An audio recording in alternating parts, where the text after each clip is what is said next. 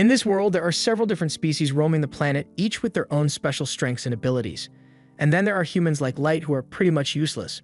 One day, Light leaves his home in hopes of becoming an adventurer and heads to the big city so he can sign up. Upon arrival, he meets one of the receptionists there and she helps him through the registration process. Since this is his first time registering at the guild, she tells him he will be starting at F rank, and just to make sure Light won't be completely worthless, she asks him if he at least has a gift he can use, and Light excitedly informs her that his ability is gacha gambling. The receptionist freezes up for a moment because she doesn't think she heard him right, but it's exactly what it sounds like. Light has the ability to summon a gacha wheel, and by pressing it, he gets a random item each time.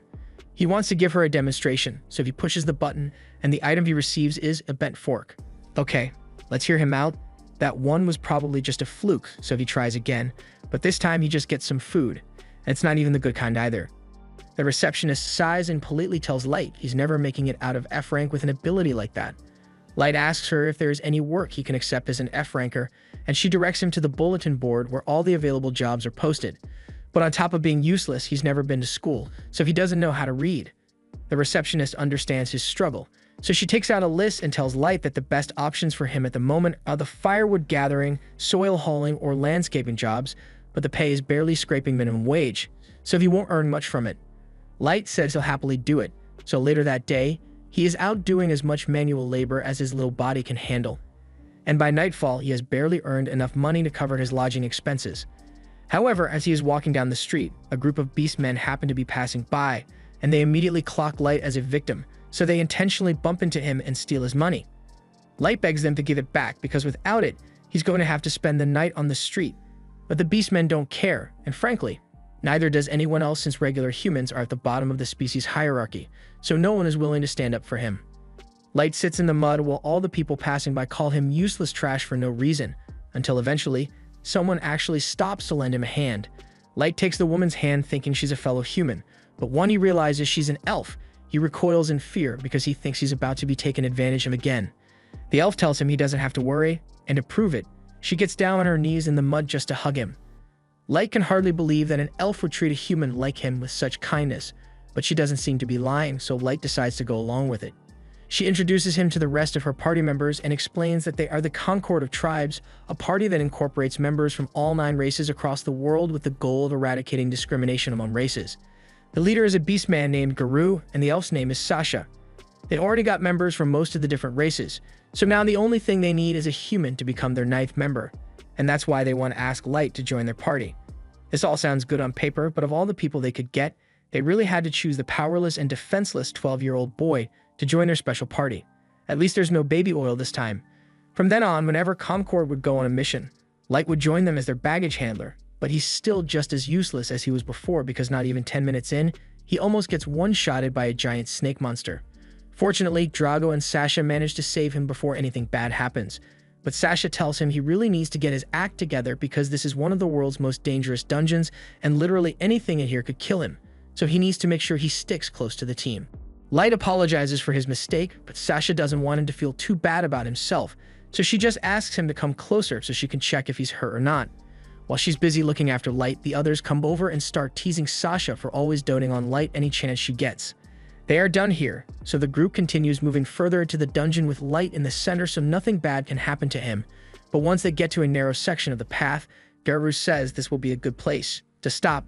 Light assumes he means he wants them to take a break, so he sets his bag down and starts making some tea for everyone, but Drago tells him that won't be necessary because they are actually here to banish him from the party.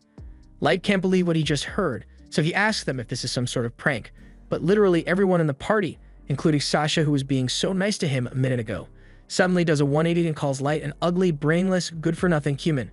Light doesn't understand what's going on, so they all explain to him that they've been pretending to like him this entire time, and that whole thing about wanting to get rid of discrimination. That was a total lie. In fact, they are some of the most racist people you'll ever meet, so they've been dying to get rid of Light since the day he joined them. If that's the case, then Light asks why they even bothered asking him to join in the first place, so Guru tells him they were only after him because of his skill. Light doesn't understand what he means since his gacha skill is as useless as it gets, but while that may be true, it's similar to the skill of the Mastro, and the Concord's higher-ups were interested in seeing if Light's skill would evolve into something that's actually useful, so they were told to be nice to him until then, even though they didn't want to. However, those same higher-ups recently decided that Light was a lost cause, so now the party has no reason to act like they care about him in the slightest. Light can't wrap his head around everything they just said, and the group realizes they might have let too much information slip, but it's not like it's going to matter soon, because Light isn't leaving this dungeon alive. His eyes go wide as soon as he hears them say that, and a second later, Garou uses his claws to slash him across the face, making it very clear that they really do intend to kill him. He takes off running to get away from them, but they all just laugh and tell him that even if he did manage to escape, he'd just end up dying to a random monster in the dungeon. With that said, they think it'll be much more fun to kill him with their own hands, so Sasha takes her bow and shoots him through the thigh to stop him from escaping. They are all enjoying the sound of Light's terror-filled cries, and Garou begins beating him up to get him to cry some more. But the others tell him to quit it because their cover story is meant to be that Light was killed by a surprise monster attack, so they can't give him any suspicious injuries. Light desperately tries to crawl away because he doesn't want to die here. But with his leg injured like this, Garou tells him there's no way he's going to escape. Even so, he continues trying to get away, and as luck would have it, he managed to trigger a teleportation trap. The trap sends him straight to one of the deeper floors, so Light is now safe from the Concord members, but that doesn't mean he is going to survive this. He is well aware of how weak he is, so he knows he's a goner the second a single monster shows up. He tries coming to terms with the fact that this is the end of the road, but he doesn't understand why all this happened to him. For the past 4 years, all the members of Concord had treated him with respect and kindness, but it all turned out to be a lie. They were just using him because they thought he was a maestro, and when they found out he wasn't, they tried to kill him laughing in his face. He absolutely refuses to let them get away with that. No matter how hard it is, he swears that he will make it out of here alive and kill them all, even if it's the last thing he ever does. However, just then, Light hears something walk up behind him, and to his horror, he finds a level 1000 stone chimera staring him down. Even the strongest adventurers only have a few hundred levels, and he has never seen a monster like this before, so that must mean he was teleported to one of the lowest parts of the abyss. As the monster approaches him, he practically pisses himself in fear because he knows there is no way he can beat this thing. All he has right now is his Gacha ability, and has a terrible track record when it comes to being useful. He has no other option, so he frantically starts pushing the button over and over, hoping that it will save him, and miraculously, as the monster lunges at him, his Gacha wheel transforms and a beautiful maid girl appears, destroying the monster in an instant. Light is speechless after what he just witnessed, so he just sits there as the girl walks up to him. She kneels before Light and puts her hand on his cheek to heal his wound because she couldn't bear the sight of such scars on his beautiful body. Light is amazed because all the pain is gone now. The maid refers to him as Master and asks what his name is, so he tells her that he is called Light, and right there and then she swears to serve him with eternal loyalty for the rest of her life. Her name is Mai, and she is known as the Ever-Seeking Maid. As for her level, it's over 9,000. She says she is an ultra-rare pull from Light's Gacha skill, so her very being is bound to him, but Light is having trouble processing all this since he has always thought his Gacha skill was completely worthless, so it should be impossible for someone as amazing as Mai to come out of it. Mai asks him for permission to approach his ability so she can determine its true nature. Light is surprised to learn that Mai has an appraisal ability, but to be clear, she tells him that it's only one of her many skills. Light tells her she's free to appraise him, so she begins the scan, and she is truly amazed by what she sees.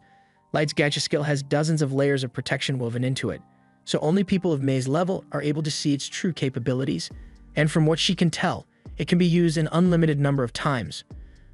The rewards that it generates depend on the surrounding mana density and go all the way from ranks like EX and Super Ultra Rare to Normal and Error. Light doesn't really understand what Mai is talking about, so she explains that there is always mana present in the atmosphere. But the mana density on the surface is quite low, which reduces the chances of unlocking a useful reward like Mai to almost zero. However, in the deepest part of a dungeon like this, the mana density is incredibly high, so the probability of a successful summon shot up exponentially. Mai assumes Light must have intentionally ventured down to the depths of the dungeon to bring out the true potential of his gift, but that couldn't be further from the truth. He came down here with people he thought he could trust, but they all ended up betraying him. They slashed his face, shot him in the leg, and laughed at him the entire time they did it. All Light ever wanted was to give his family a better life, but they tried to kill him just because he's a human.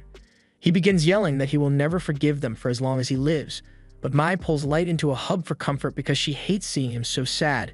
She knows she could never understand the suffering Light must have felt, but she knows how to make him feel better. She assures Light that as soon as he gives the order, she will have the heads of those backstabbers lined up on the floor within the hour, but he gets up and tells her she can't do that.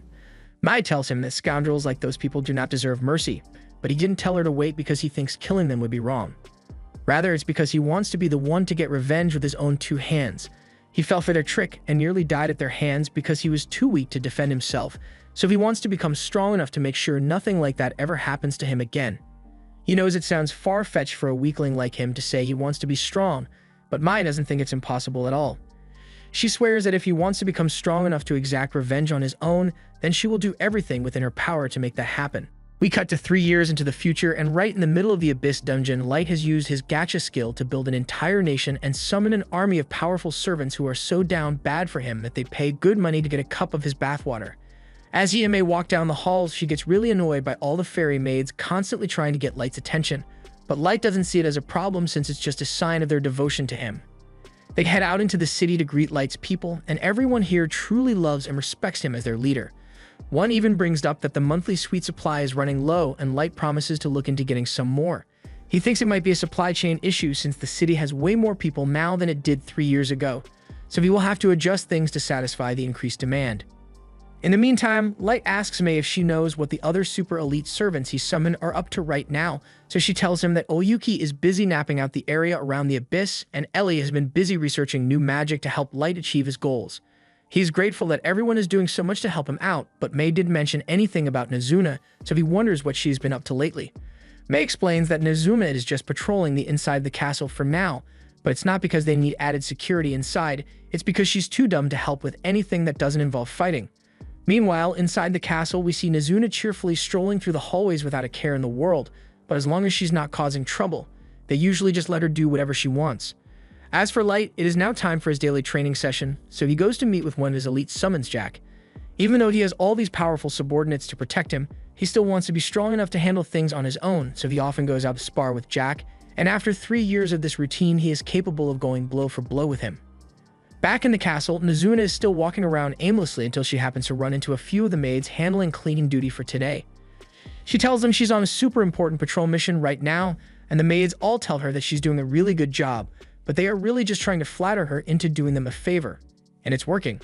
Now that she's in a good mood, they tell her that there's a special place that they'd like her to patrol for them, and Nezuna agrees to listen to their request without a second thought. A few minutes later, Nezuna knocks on the door to Light's bedroom, but to her surprise, May is the one who answers. She asks Nezuna what she's doing here, and Nezuna proudly states that she's on patrol, which is technically true. But now that she thinks about it, she wonders what May is doing in Light's room in the first place, since he's supposed to be training with Jack right now. May tries to make up an excuse and says she was just cleaning Light's room for him while he is away, but while she was talking, Nezuna manages to slip inside, and it definitely doesn't look like May was doing much cleaning in here. In fact, if Nezuna had to guess, she'd say May was rolling around on Light's bed and sniffing his pillow until a moment ago. May panics and says that was just part of her special bed-making technique, and Nezuna doesn't question how dumb that sounds for you in 1 second, so she starts praising May for doing such a good job. Speaking of jobs, she finally remembers that the fairy maids asked her to deliver a message to May, and it basically says they are tired of her keeping Light's room to herself all the time because they want to clean his stuff too. Nezuna doesn't really understand what the big fuss is about, but May receive the message loud and clear, so she gives Nezuna a little reward for her trouble and sends her on her way. Now that she's done delivering the message, she heads down to the pastry shop to buy herself a treat with the money May gave her, and afterwards she happens to run into Oyuki on one of the terraces. Nezuna is surprised to see her here since she thought Oyuki was out on a surveillance mission, but she just keeps mewing, so Nezuna has no idea what she's saying. Light is usually able to decipher what those mews are meant to mean, but Nezuna's best guess is that Oyuki wants Nezuna to destroy the entire forest for her for no reason. Nezuna would definitely do that too, if no one corrected her, so Oyuki is forced to break character and speak normally to tell Nezuna that she just came to deliver a section of the map that she completed. Nezuna laughs and tells Oyuki she should have just said that from the beginning, so she takes the map and heads off to continue her patrol. Her next stop is the throne room, and after making sure there's no one around, she starts hugging Light's throne because she hasn't gotten to see him at all today. But while she is doing that, she suddenly hears a loud crunch sound, and to her horror, she realizes that she just broke the wing off one of the throne fixtures. She's going to get in a lot of trouble if anyone finds out about this, so she frantically fixes it just enough so it will break as soon as someone else touches it, and then she bolts out of there. Outside, Light and Jack are finally done with their training session, so they call it a day and head to the baths to relax. Jack tells Light he is getting really good at controlling his body, and there aren't many people down here who are strong enough to keep up with him anymore. The same probably goes for the people on the surface, but he reminds Light that he shouldn't let himself get too cocky, because they don't know what might be waiting for them on the surface. Light says he understands that he needs to be prepared, and he promises not to let his power go to his head so there will be no mistakes when the time comes for his revenge. Meanwhile, May has called the 4 fairy maids who gave Nazuna that message into her office, and she does not seem happy. She asks them if they know why she has summoned them here today, and they try to feign ignorance, but then May reads out their letter word for word, and she already got Nazuna to tell her that they were the ones who wrote the letter, so there's no way for them to weasel their way out of this mess. They all shuffle backwards and start apologizing for what they wrote, but they try to downplay their actions by saying they only did it out of concern for May. They say they know she's been busy lately, so they wanted to lighten her load by taking over the cleaning of Light's room for her, and maybe sniffing a pillow or two while they were at it. But that's not the point. May is also disappointed by the fact that they made Nazuna do their dirty work for them, since she might have considered it if they had the guts to deliver their message in person. She tells them that their request has been denied, and until further notice, they will be assigned to cleaning the entire corridor that leads to the throne room. And they aren't allowed to use any magic to speed up the process either. The maids can't believe May would give them such an impossible task because it'd take forever to clean that huge corridor by hand, but May doesn't think it'd be that hard. If anything, she says she's doing them a favor since level 500s like them need to put in a lot of hard work if they ever hope to reach her level. Additionally, May informs them that she is heading to the surface soon on a mission for Light, so the 4 of them are going to have to pick up the slack while she's gone. Later on, the 4 maids gather in their room, and they are really upset by the fact that May is punishing them for making a simple complaint. They don't think it's fair that she's the only one who gets to bask in Light's scent, but May is the strongest of them all, so there's no way they can stand up to her. Prime suggests that they could try poisoning her, but Hifuma already looked into that, and May is immune to all forms of poison, so there's no way it'd work. They all resign themselves to defeat and start groaning about how much they want to clean Light's room and sniff his bed. Hifumi takes it a step further and says she wants to use one of Light's used forks, but hearing her say that out loud makes it sound weird, so the others all call her a degenerate and say she's taking it too far. Hifumi defends herself and says everyone here would probably do the same thing if they got the opportunity, and they can't deny it, so they really are just as bad as Hifumi. Now that they think about it, May isn't much better than they are either, since she was all up in Light's bed earlier today, and the fact that she was the first one Light summoned means that for who knows how long she and Light were alone in the dungeon together. And at the time, Light's level was so low that he wouldn't have been able to defend himself from any monsters, so he was probably clinging to May the entire time. They'd all go mad with jealousy at the thought that May might have done indecent things with Light at some point, and Hifumi comes up with the bright idea of turning their jealous energy into a curse, so they all sit at the table and begin chanting over and over for May to die. Unfortunately for them, May has been standing outside their door this entire time, and she could hear every word they just said about her, so she asks them if they have anything to say for themselves. The 4 cower behind the table and begin telling May that they would never actually wish for anything bad to happen to her, but May clearly heard them praying for her death, so she asks what that was about. The group eventually admits that they were just jealous because May was summoned first and got to spend a lot of alone time with Light because of it, but May tells them that nothing indecent happened between her and Light.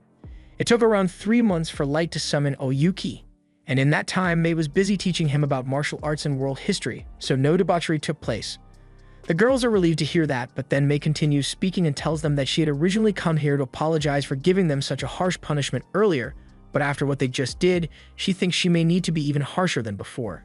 She tells them that they will now be required to clean the entire throne room in addition to the corridor. The 3 kneel at May's feet and beg her to reconsider because there's no way they'd be able to clean the giant throne room by themselves, but May tells them they shouldn't have thought of that before they decided to prey on her downfall.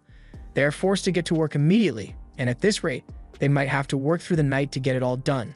But while Hifumi was dusting off the throne, the wing of the broken fixture falls off, and they all go silent as they realize just how screwed they are. All the while, Nazuna is lying in her bed without a care in the world. The next morning, Light heads outside and meets Oyuki, Nazuna, and Ellie out by the front gate. Nazuna is particularly excited to see Light since she didn't get to talk to him at all yesterday. Light wants to go straight to the point, but just then a rockhound appears out of nowhere, and even though Light is strong enough that it isn't a threat to him, he still begins trembling with fear a little because he remembers the day he nearly died to one of these. The others are enraged that a mere hound would dare to frighten their lord, so they start discussing plans to wipe its kind from existence.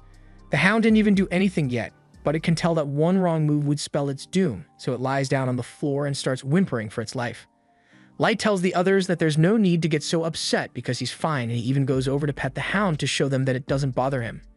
He apologizes to the hound for scaring it so much, and if he hadn't stepped in, they'd have actually wiped out its entire species without hesitation. They ask Light if there's a reason he told them to meet him out here, and he says May told him everything is ready for the mission, so they can finally head out to exact his revenge. Meanwhile, elsewhere in the world, Garou is walking through a Beastman town, and as the Beast hero, everyone here is fawning over him. In fact, this one dude in the back even offers to pimp out his own sister, but Garou isn't interested right now. Just then, he spots a poor human sifting through the trash for something to eat, and this kid was nowhere near Garou, but he decides to take a detour just so he can knock the child to the ground and spit on his face for fun. Afterwards, Garou and his team of lackeys head to a private room so they can begin glazing him. Figuratively, of course. They tell him they think it's amazing that he went from a poor beast slum child to the frontrunner to become the next chief. Even the current village chief has acknowledged his power, so they ask him how he managed to get this far. Garou brags that he just uses his instincts to pick out the best jobs for himself, like that one he took 3 years ago.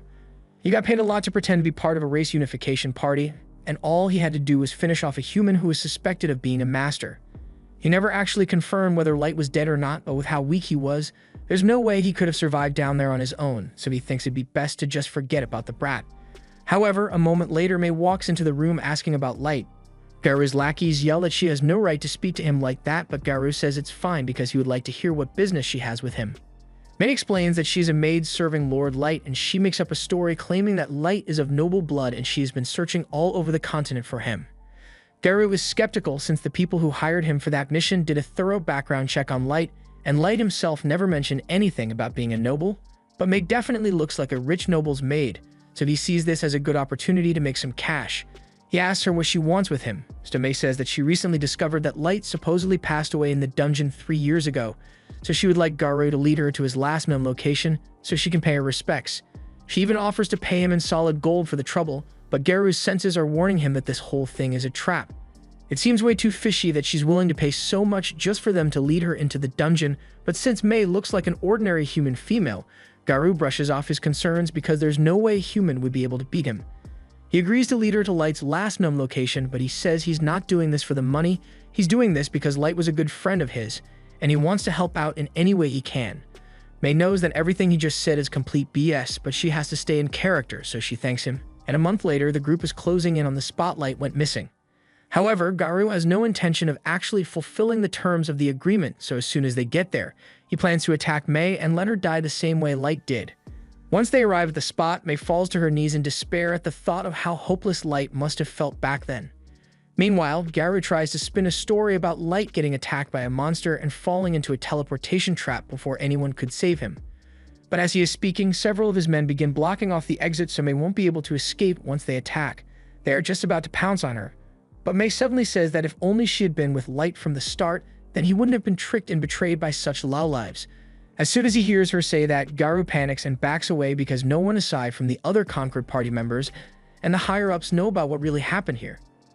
He demands to know how she found out about that and accuses her of being a spy from one of the other races, but May feels insulted by that statement. She is and will always be a maid dedicated to serving Lord Light with all her being, and for Garou to suggest that she's anything is a crime punishable by death. Garou feels a terrifying pressure coming from May, and even though she's just a human, his instincts are telling him to get the hell out of here right now. However, just as May was able to lose her cool and plaster the wall with Beastman blood, Light shows up and tells her to stop because Garou is his prey to deal with.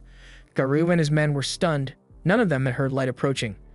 Garou couldn't believe his eyes. He hadn't even considered the possibility that Light could have survived. Light Casual says he is back to get his revenge, but Garou begins to laugh because he thinks it's hilarious that a level 15 human like Light thinks he is strong enough to get revenge on someone like him who is level 150. Garou has no idea how Light managed to make it this far, but he's sure that if he kills Light and brings him back now, then he will be promoted to chief in no time. Light sighs and asks him if he's really not going to ask him how he managed to survive before resorting to violence, but Garou just assumes Light got lucky and was saved by May after he was teleported, which is actually exactly what happened. Garou orders his men to attack Light, so two immediately charge forward to strike, but before they could get too close, their heads are suddenly divorced from their bodies by May. Garou's remaining men couldn't even keep track of May's movements, so they are starting to freak out, but Garou tells them to calm down because he's sure that was just a fluke. Meanwhile, Light thanks May for taking the initiative to protect him, but he says he can handle things on his own from here, so he just wants her to guard the exit and make sure no one leaves. Garou tells his men there's no need to worry because they can't possibly lose to a pair of inferior humans, but Light is starting to get sick of listening to Garou go on and on about how he is so much better than humans when in reality, he is the weak one here. Garou doesn't believe that for even 1 second because it is well known that all humans are weak and have little mana compared to the other races, so they could never be weaker than Light. If that's what he truly believes, then Light asks him why 2 of his men have their heads rolling on the floor if they are all stronger than him, but Garou just dismisses that as a careless mistake. He and his goons then proceed to jump at Light, so he calmly closes his eyes and proceeds to dog walk them while barely lifting a finger. Garou falls to the ground wide-eyed because he just got hit harder than ever before, and he couldn't even see it coming. Light stands over his body and asks him if this is really the best he and his so-called superior race can accomplish, but Garou can't stand the fact that Light is looking down on him, so he decides to use his trump card and smashes a necklace to the ground, summoning a level 500 Fenrir to take care of Light for him. He proudly yells that this is the end of the road for Light, but Light tells him that level 500 is still way too weak to be a challenge for him. Garou thinks Light must have gone insane from fear. There's no way he could possibly defeat a Fenrir on his own. He tells him to get down on his knees and beg if he wants a painless death. Light can see that the power difference here hasn't sunk in yet, so he sets his staff aside and tells Garou he won't move from this spot, so he is free to hit him with his best attack. Garou is still convinced that Light must be bluffing, so he charges up his Fenrir's Howling Beast Blast and hits Light with enough energy to vaporize a small fortress. However, when the dust settles, Light is still standing, unharmed and unmoved. He thinks it's a little embarrassing that Garou was bragging so much about an attack that barely did anything. He also thinks it's weird that Garou keeps calling his summon a Fenrir when it's barely strong enough to be classified as a Fenrir puppy. He then pulls out a summon card and says he will show Garou what a real Fenrir looks like right before summoning a wolf god. This is a level 9000 Fenrir that goes beyond anything Garou has ever seen in his life, and after Light orders it to take care of Garou's summon, it literally just blows some air in the direction of Garou's wolf, and it is suddenly frozen in a block of ice. Seeing Light casually pull out a wolf that was able to no-diff his summon finally makes Garou realize how screwed he is, but Light tells him the wolf god was just for show, because he could have taken care of Garou's summon on his own if he had wanted. And to make the difference in strength absolutely clear, Light enables his status screen to show Garou that he is currently level 9,999. He is absolutely terrified now because he didn't even know levels could go up that high, and he is starting to think that Light is an imposter. But it's not like it matters whether this is the real Light or not, since he's definitely going to kill Garou with how things are going. He throws down his weapons and his pride and begins begging Light to spare his life. He says he was just following his country's orders and he never would have betrayed him otherwise. He looks up, hoping that Light will have mercy on him. But before any of that, Light says he has a few questions for Garou. First, he asks him about the masters that his higher-ups asked him to find, but Garou says he doesn't actually know what they are. Light then asks him why those same higher-ups ordered Garou and the others to kill him after confirming that Light wasn't a master, but Garou really doesn't have any information. He just did as he was told. Light then asks the rest of the beast men if they know anything about the masters, and they all lie that they do in hopes of getting Light to spare them. But in the next moment, May slices them all to bits for daring to state falsehoods in front of Lord Light. Light then turns back to Garou and says he has one final question to ask, but in case he was thinking about lying, he should know that May's eye of judgment can tell whether he is being honest or not, and he won't like what happens if she finds out he is lying.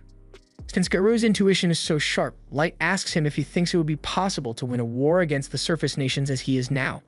Garou gulps in hesitation, but he eventually tells Light that his incredible strength would certainly give him an advantage early on in the battle, but he would eventually lose.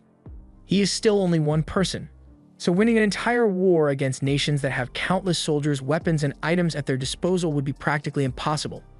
Garou thinks Light will be upset by the answer he just gave, but Light can tell that Garou was telling the truth and he already expected as much. However, he says there's something he wants to show Garou, so he pulls out a teleport card and transports both Garou and May to the throne room.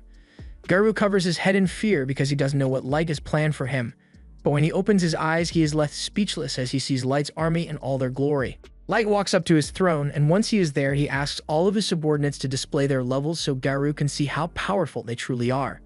To Garou's horror, he finds out that most of Light's army is above level 5,000, and even the weakest ones are still level 1,500. Now that Garu has seen his true military power, Light asks him if it would be possible to win a war against the surface with an army like this, and the look on his face tells Light all he needs to know.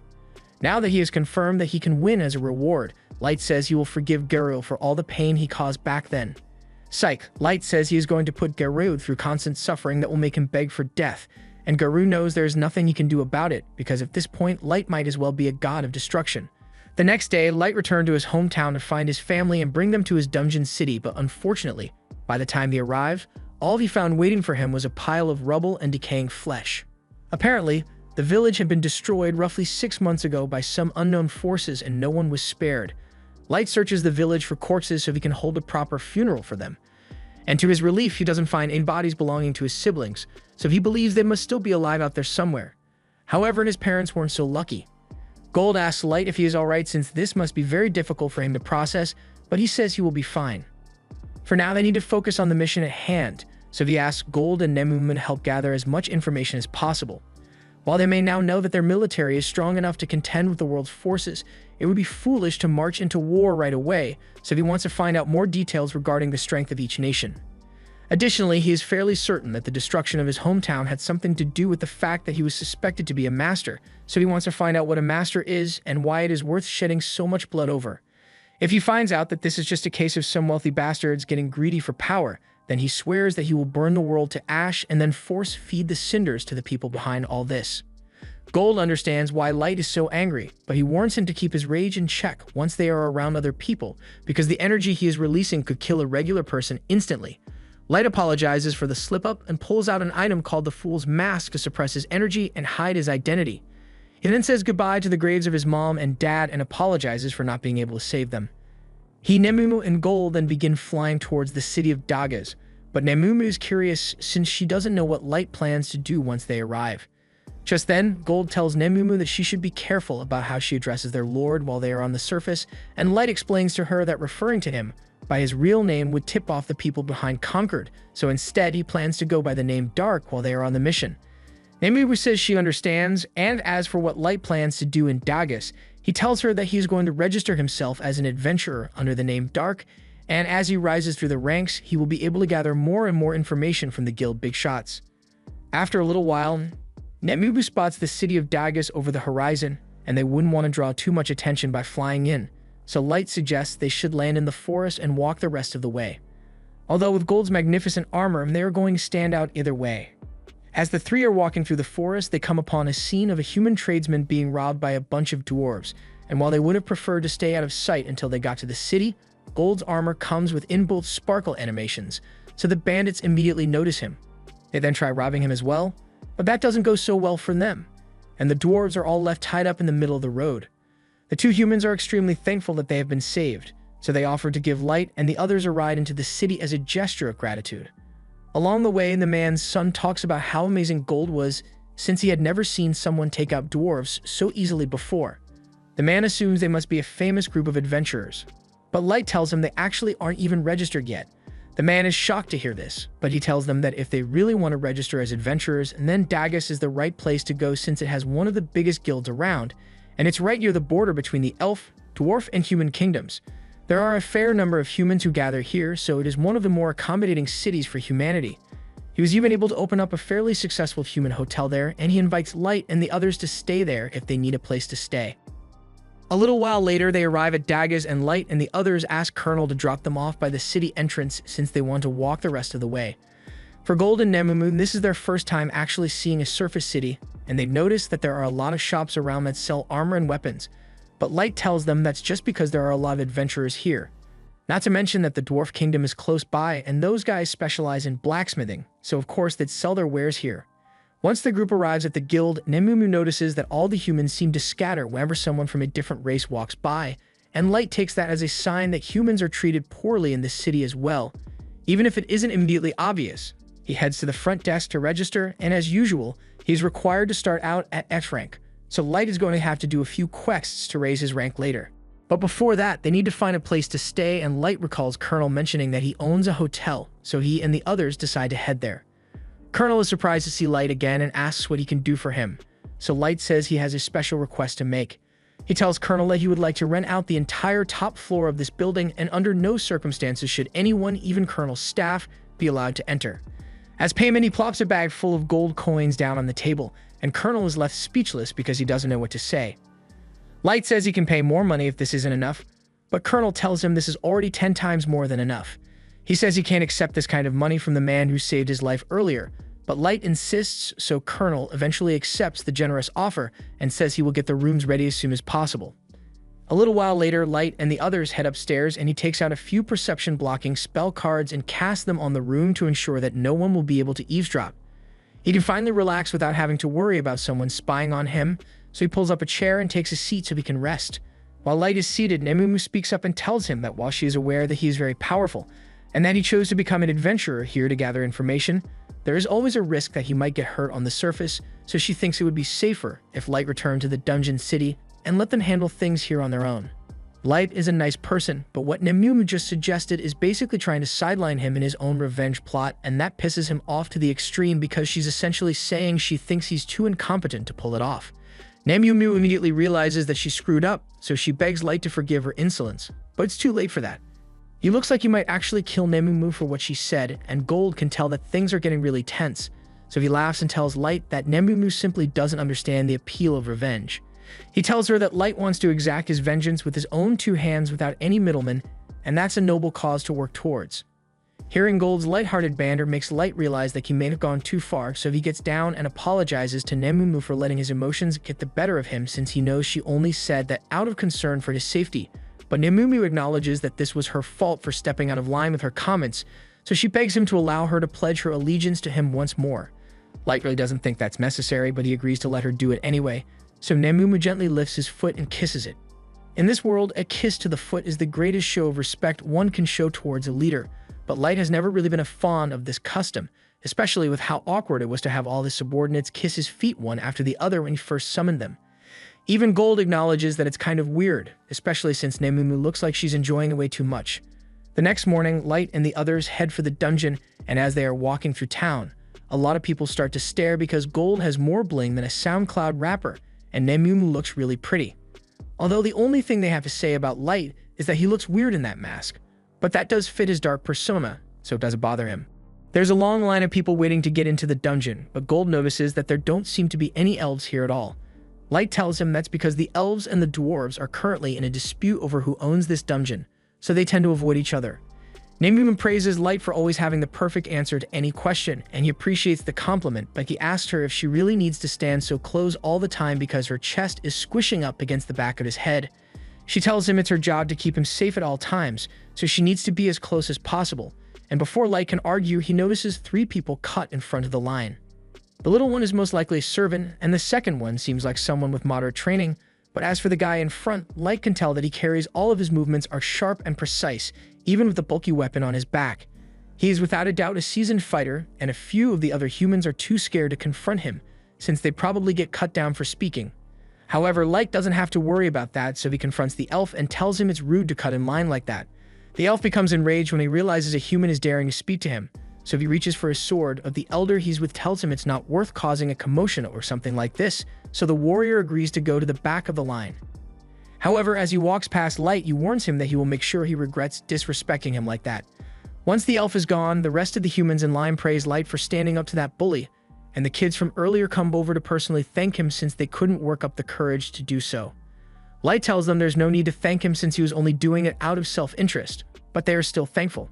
Just then, one of the kids speaks up and asks Gold if his armor is really made out of gold since everyone here is curious, but before Gold can say anything, Nemumu tells them that none of Gold's armor is actually made of gold, otherwise it'd be too weak to offer any protection.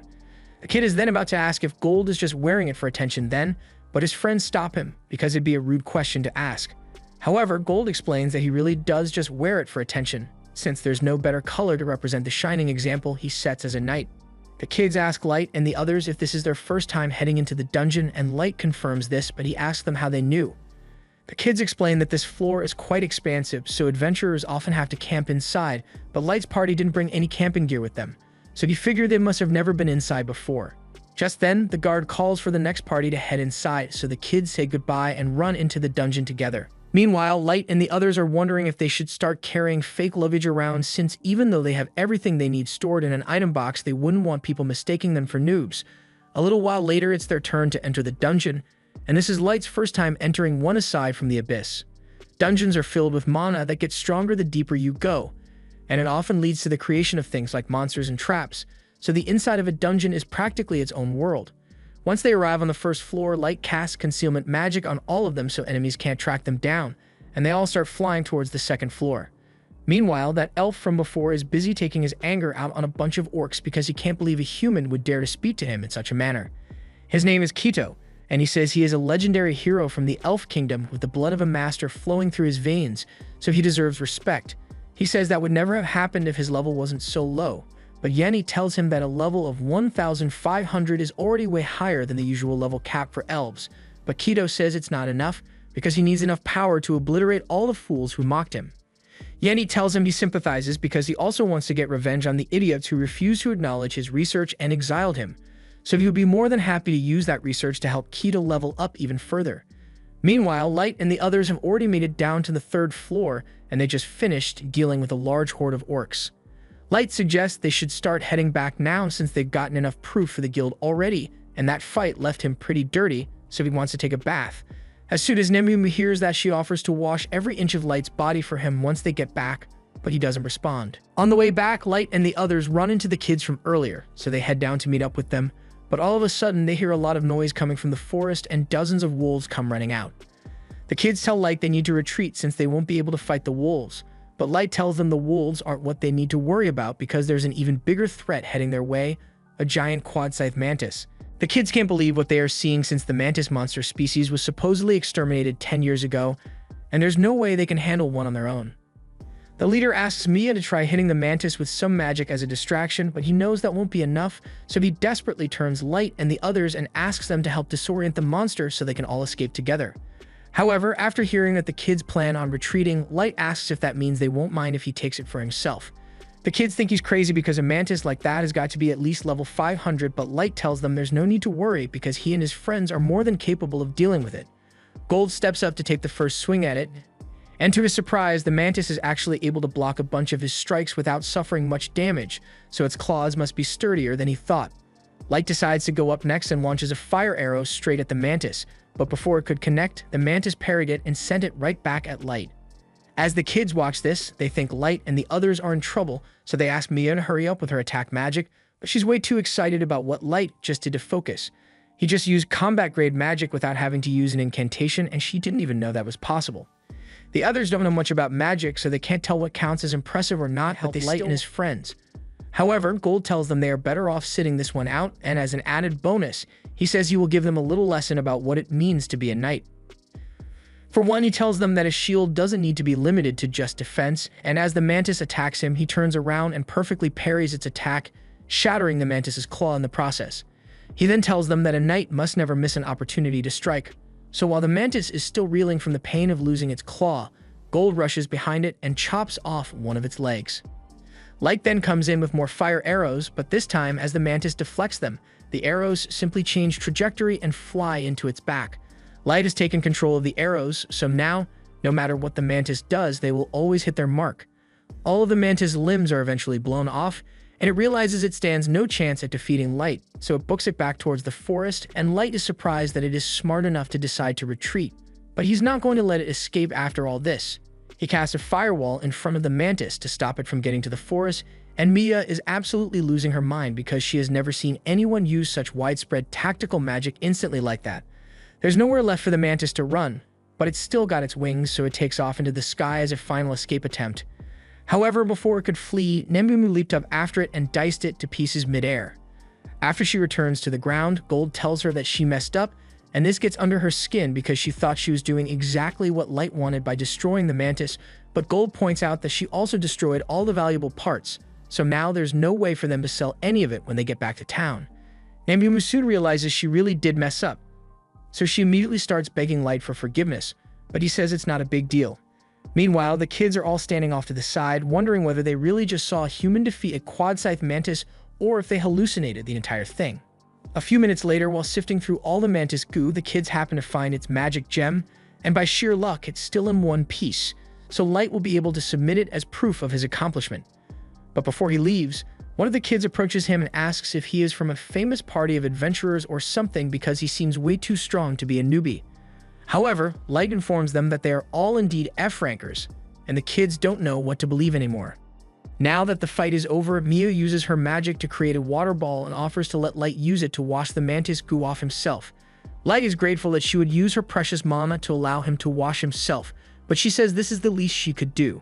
Since it's getting late, the leader asks Light and the others if they would like to camp out with them for the night.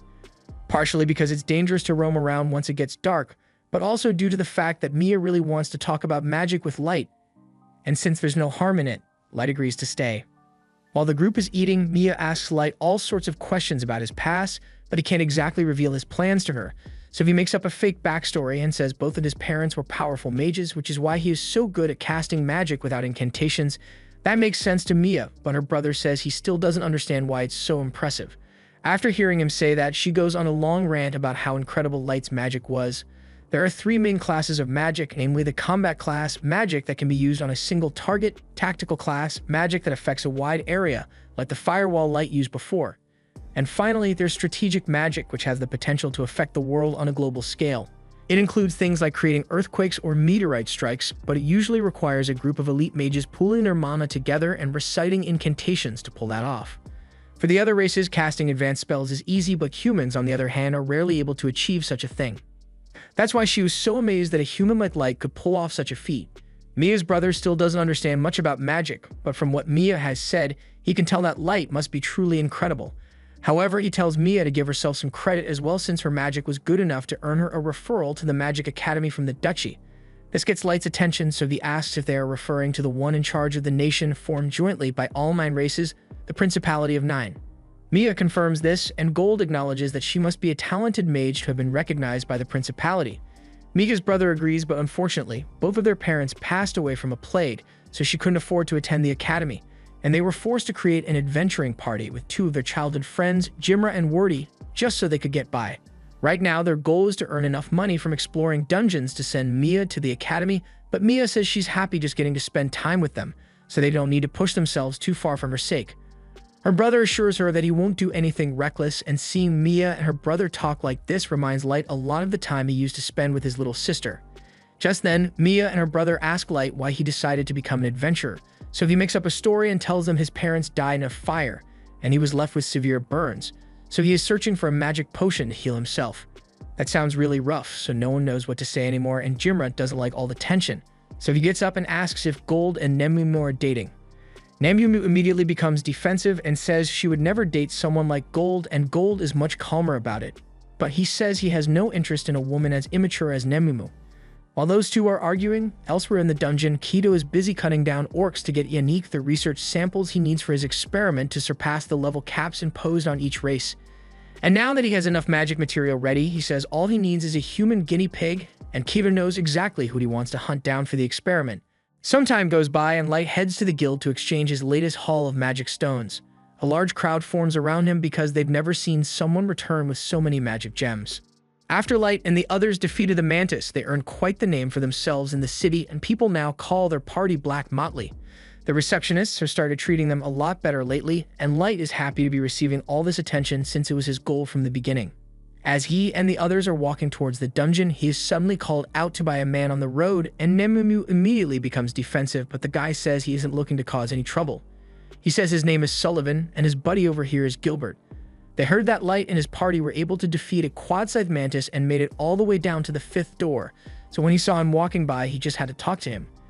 Just then, the rest of Gilbert and Sullivan's party tells them it's time to head into the dungeon, so they say goodbye to Light and head inside. Light thinks it's nice that he is giving hope to the other humans in town, but there is no shortage of other races who are envious of Light's power and believe he is a fraud. He kind of expected them to refuse to accept his accomplishments, but he's just going to have to force them to acknowledge him by showing undeniable results. Once he enters the dungeon, he tells Gold and Nemumu that he plans to head back down to the 5th floor today, but before that, he happens to spot the kids from before, so he decides to head down to say hello. Mia and the others are surprised to see Light since it has been a while since they last ran into each other, but Mia's brother says this is perfect timing since there's something Mia has been wanting to give him. Mia is a little nervous about it at first, but she hands Light a little clamshell with some ointment she made herself. She remembers him mentioning that he has severe burns all over his body, so she made it to help relieve the pain a little. Light is really grateful for the kind gesture, though it does make him feel a little bad for lying to her about having burns. To make up for it, he decides to return the favor and pulls out one of his items as a gift for Mia. It's a bracelet, and it looks really nice, so Mia isn't sure she should be accepting something that's so valuable. Light tells her that her gift really warmed his heart, so he wants her to have it as his way of returning the favor. She happily accepts the gift and tells Light she will treasure it forever, but after Light and the others depart, Nemumu asks him if he's sure it was wise to give her an SS-class item so casually. That bracelet was a wishing bracelet, and depending on the will of the weather, it can make a small miracle come true, so Light figured it would be a great gift for someone like Mia. A little while later, they arrive on the 5th floor, and it is absolutely covered in snow. This works out in their favor since the snow will act as great cover, so Light tells Gold and Nemumu that they are in charge of hunting Yenis while he's gone, and then he activates a teleportation item, sending him back to his throne room in the dungeon city. There he has a nice cup of tea and asks his team how the revenge operations are coming along. Ellie tells him that she has almost gotten everything ready, so they will be able to move on to the next phase before much longer. Light is happy to hear that, so he tells Ellie she is free to use whatever resources she needs to make sure things progress smoothly, and in the meantime, he would like Mei to continue managing affairs here in the Abyss and Akuki to continue scouting. Just then, Mizuna asks him if there's anything he wants her to do in the meantime, and Light doesn't really know what to say because Mizuna is pretty useless when it comes to anything other than defeating monsters, but he also doesn't want to make her feel left out, so he says she is to remain on standby to protect the city in case a powerful bad guy shows up. That's good enough for her, so she swears that no one will get her on her watch, and Light can't wait for the day that his plan can go into action because he wants to savor the miserable look on Sasha's face when he confronts her. Meanwhile, elsewhere in the dungeon, Gilbert and Sullivan had set up camp and were keeping watch while their party members slept. At one point, Sullivan needed to go pee, so he stepped in the forest for a moment, but by the time he came back, he saw Gilbert's decapitated head lying on the ground with Keto standing over him. The other two were also killed in their sleep, and Keto makes it clear that he is doing this out of pure hatred for the human species as a whole. Sullivan is enraged by what Keto has done, but he is smart enough to know that he stands no chance against him. So he throws down a smoke bomb and starts running away so he can make it back to the guild to report what happened. He thinks he has a good shot of escaping since most magic is useless unless you know where your opponent is. However, he suddenly gets hit in the back with something, and as he looks up, he sees Keto riding on a magical hoverboard. He is then knocked out a moment later by Yannick, and he scolds Keto for killing all the humans since he was very specific about capturing them alive. Kaido doesn't see the problem since it shouldn't matter if he killed a few lowly humans, and it's not like Yannick actually cared about their lives either, but he needs as many test subjects as possible because his research is currently unstable and Sullivan is bound to die from side effects long before Yannick perfects it, so they need to find some more human guinea pigs. A little while later, up on the surface, Nemumu is arguing with the guild receptionist to try and get Light promoted, but while the receptionist is aware how strong Light is, they already made an exception to promote him from F to D rank recently, and not enough time has passed for them to consider another exception. However, she does tell him that if he accomplishes something extraordinary again, the guild would have no choice but to promote him, so Light decides to try it. After looking around for the day, he finds a flyer talking about an unknown adventurer killer, and tracking this killer down should be enough of an accomplishment, so he decides to hunt the killer down. However, he has no leads to go off of, so it is going to be difficult. Gold suggests he could use his Gacha ability to get a card that will help track the killer down, but Light tells him that the cards he gets are completely random, so the odds of him receiving a tracking card are really slim. In that case, Nemumu asks if they should return to the Abyss to get someone who has skills more suited for tracking, and that does sound like a good idea, but it would take too long and he doesn't want to waste too much time catching the killer.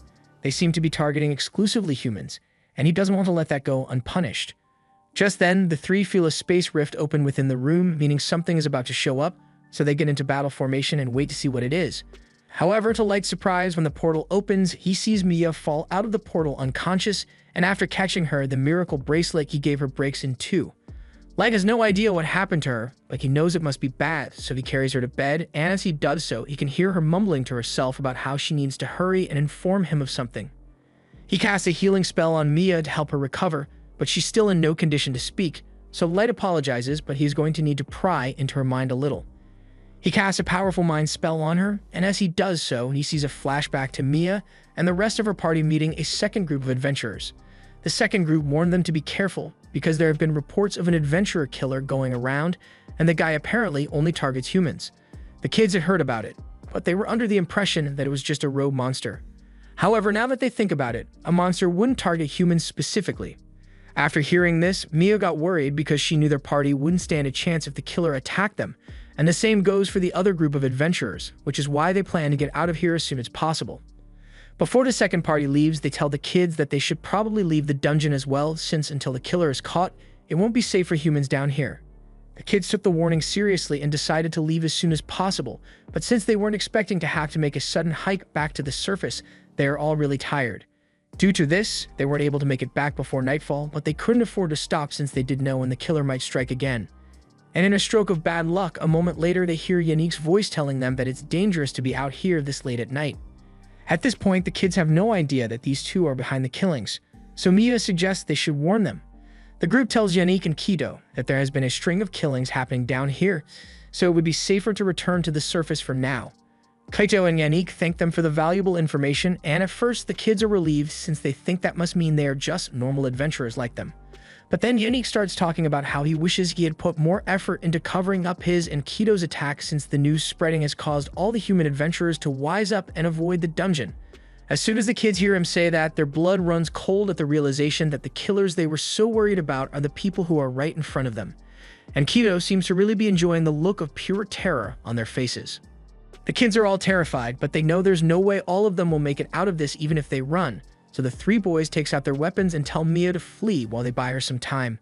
Kaito feels insulted that lowly humans would think they stand a chance against him, so as Mia's brother charges forward, he slices him across the chest without a second thought. He does the same to the other two as well, and while they aren't dead yet, their wounds are so severe that they are practically knocking on death's door. Even so, they still force themselves back to their feet and yell for Mia to run away while they charge at Kito, and this infuriates Kido even more, so he decides to kill them outright. Yannick yells at him for this because he won't be able to use those two as guinea pigs now that they are dead. However, Kido tells him to shut up because there's no way he was going to let them live when they were so disrespectful to him, fighting for their lives and stuff. So Yannick should still be able to carry out his experiments. Yannick admits that a magician is especially valuable as a research subject, but he says those boys could have been just as valuable, so Kido promises not to kill any more guinea pigs from now on. But before Yannick begins experimenting with Mia, Kido plans to do some terrible things to her just for fun, and even Yannick doesn't want to be involved in that debauchery. So he just reminds Kido to make sure Mia doesn't die and turns away. Mia is terrified as Kido looms over her with nefarious intent, but before he could do anything, her brother suddenly gets back on his feet and yells for Mia to run. Yannick is amazed that he managed to cling on to life despite his severe wounds, and that's the kind of tenacity he needs in a test subject. So he tells Kaito to make sure he captures the boy alive at all costs. His body is on the verge of giving out, but that doesn't matter to him right now because the only thing on his mind right now is making sure that Mia gets out of here. He tells her again to run away, and as much as she doesn't want to leave her brother behind, she knows this is the only chance she will get since Kaito is currently distracted, so she turns and starts running. As soon as Kaito realizes she is escaping, he prepares to chase after her, but Ilio attempts to strike him, and while he had no hope of actually injuring Kaito, it's enough of a distraction to buy Mia a few more seconds to escape.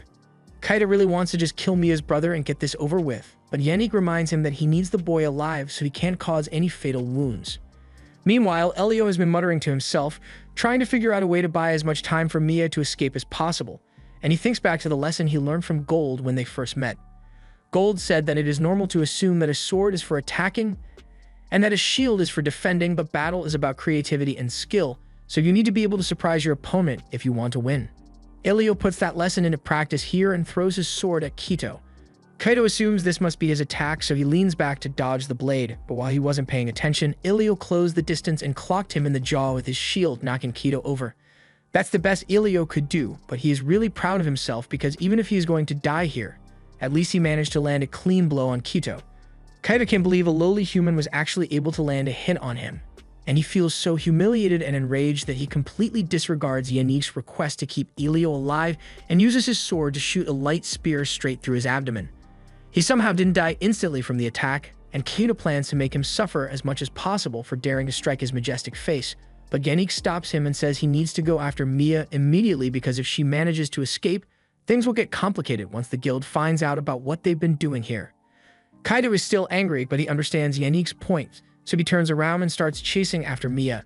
Mia has been running as fast as she can for a while now, but before she could make it to the exit, Keto blocked her path with 3 light blades. Mia is in disbelief because she didn't think he would be able to catch up so quickly, but Keto possesses the Elf Nation's Phantasm class weapon, the legendary sword Grandius, and it allows him to create as many blades of light as he wants and move them around at will. He tells her there's no use running since with his blades. Catching up to her is a trivial task, but Mia still refuses to give up. She casts a spell and launches a few icicles at Keto to break his line of sight so she can escape into the forest, but after running for a few more minutes, Keto finds her again and knocks her to the ground. He tells her she should be grateful that she will be sacrificed for the benefit of a future legendary hero like him, but Mia yells that he doesn't deserve to be called that. The title of legendary hero is reserved for people who are both strong and kind like Light, but Keto, on the other hand, is nothing but a loser who enjoys bullying those weaker than him. Hearing that strikes a nerve for Keto as he recalls how the other elves all mocked him for being a good-for-nothing bully who was only willing to pick on the weak. It was part of the reason he was banished from elf society in the first place, but he refuses to accept that he is the problem and instead blames everyone else around him for not recognizing how great he is. He loses his mind in anger and forgets all about keeping Mia alive, so he is about to strike her down, and Mia can tell that there's no escaping this attack, but she still refused to give up and was desperately trying to think of a way to get to Light so she can ask for help, and that's when the bracelet kicked in. Back to the present, after learning of everything Mia and the others went through, Light is beside himself with anger, so he tells Gold and Nemumu to get ready to head out, because he's about to crash out on those elves. Back in the dungeon, Yannick is trying to heal Elio's wounds, but from the state his body is in, it looks like it's already too late to save him, and he is really upset about losing such a valuable specimen. Just then, Keto returns and Yanni asks him if he managed to capture the girl, but he says he lost track of her, and as soon as Yanni hears that, he starts panicking. He asks how Keto could let himself be bested by a little girl, but Keto says it wasn't his fault because how was he supposed to know that she would just vanish into thin air like that? Yanni can't believe it since there's no way a human child like her would have a teleportation item on her, but that's definitely what happened, so he needs to face the facts. And the facts say the two of them are screwed. If Mia reports what happened to the guild, it will only be a matter of time before word reaches the Elf Nation, and as soon as they figure out where Keto is, they are going to come after him for stealing the Grandius sword. To make matters worse, the Elf Nation will almost certainly send the head knight after them as well, and he is said to be around level 3000, with all of his personal knights under him being at least level 2000. In other words, Keto and Yannick by extension are cooked. Their only shot at surviving now would be to try out Yannick's research in order to make Keto strong enough to face off against the Elven Knights, but before they could leave to do so, Light suddenly shows up, and he tells them they won't be going anywhere. Keto recognizes Light as the guy who called him out for skipping the line when he first came into the dungeon, but he doesn't understand how a human could possibly sneak up on him like this when he's 1,500. Light is saddened to see Jimra and Wardy lying lifeless on the ground, and it is already too late to save them, so he closes their eyes and apologizes for not getting here sooner. Gold then grabs Ilio's body and he seems to have some life left in him, so Light might still be able to save him. He casts healing magic on Elio and then turns back to ask Keto why he would do something like this. Scratch that, he doesn't care what self-centered reason they may have because they made his friends suffer, and he swears on his name that he will make them suffer pain so unbearable that they will beg for the sweet release of death. Light asks Nemumu and Gold to stay out of this because he wants to handle it on his own, and Keto is offended that Light seems to think he can defeat him alone. He is sick of insignificant humans defying him all the time even though he is vastly superior, so he says he will take his sweet time torturing Light before killing him. But after launching his first strike, Light is easily able to stop it with his staff, and he is a little disappointed in Keto because he was expecting more power from him. He loses his shit after Light nearly knocks him out with his staff and decides to use his sword's full power to take him out, but despite dozens of blades close being shot at Light, he is easily able to counter them all with some ice magic, leaving Keto in utter disbelief. He begins throwing a temper tantrum because he can't accept that a human is actually better than him, and he starts talking about how with the great sword of the ancient Maestro, he shouldn't be losing like this. Light honestly wasn't paying much attention, but as soon as he heard Keto mention a Maestro, he becomes invested because this is the kind of information he's been looking for. Light asks how Keto knows about Maestros, but he laughs and says there's no way he wouldn't know about it. After all, he was born with the blood of a Maestro. After learning that Keto is a descendant of a master, Light tells Nemumu and Gold that there has been a change of plans. He was originally going to just kill Keto, but now he wants to take him back to the Abyss and rip as much information as he can right out of his head. The two understand, so they tell him they'll handle Yannick while he's busy with Keto, but Yannick doesn't think it's fair that they are ganging up on him when he isn't a combatant.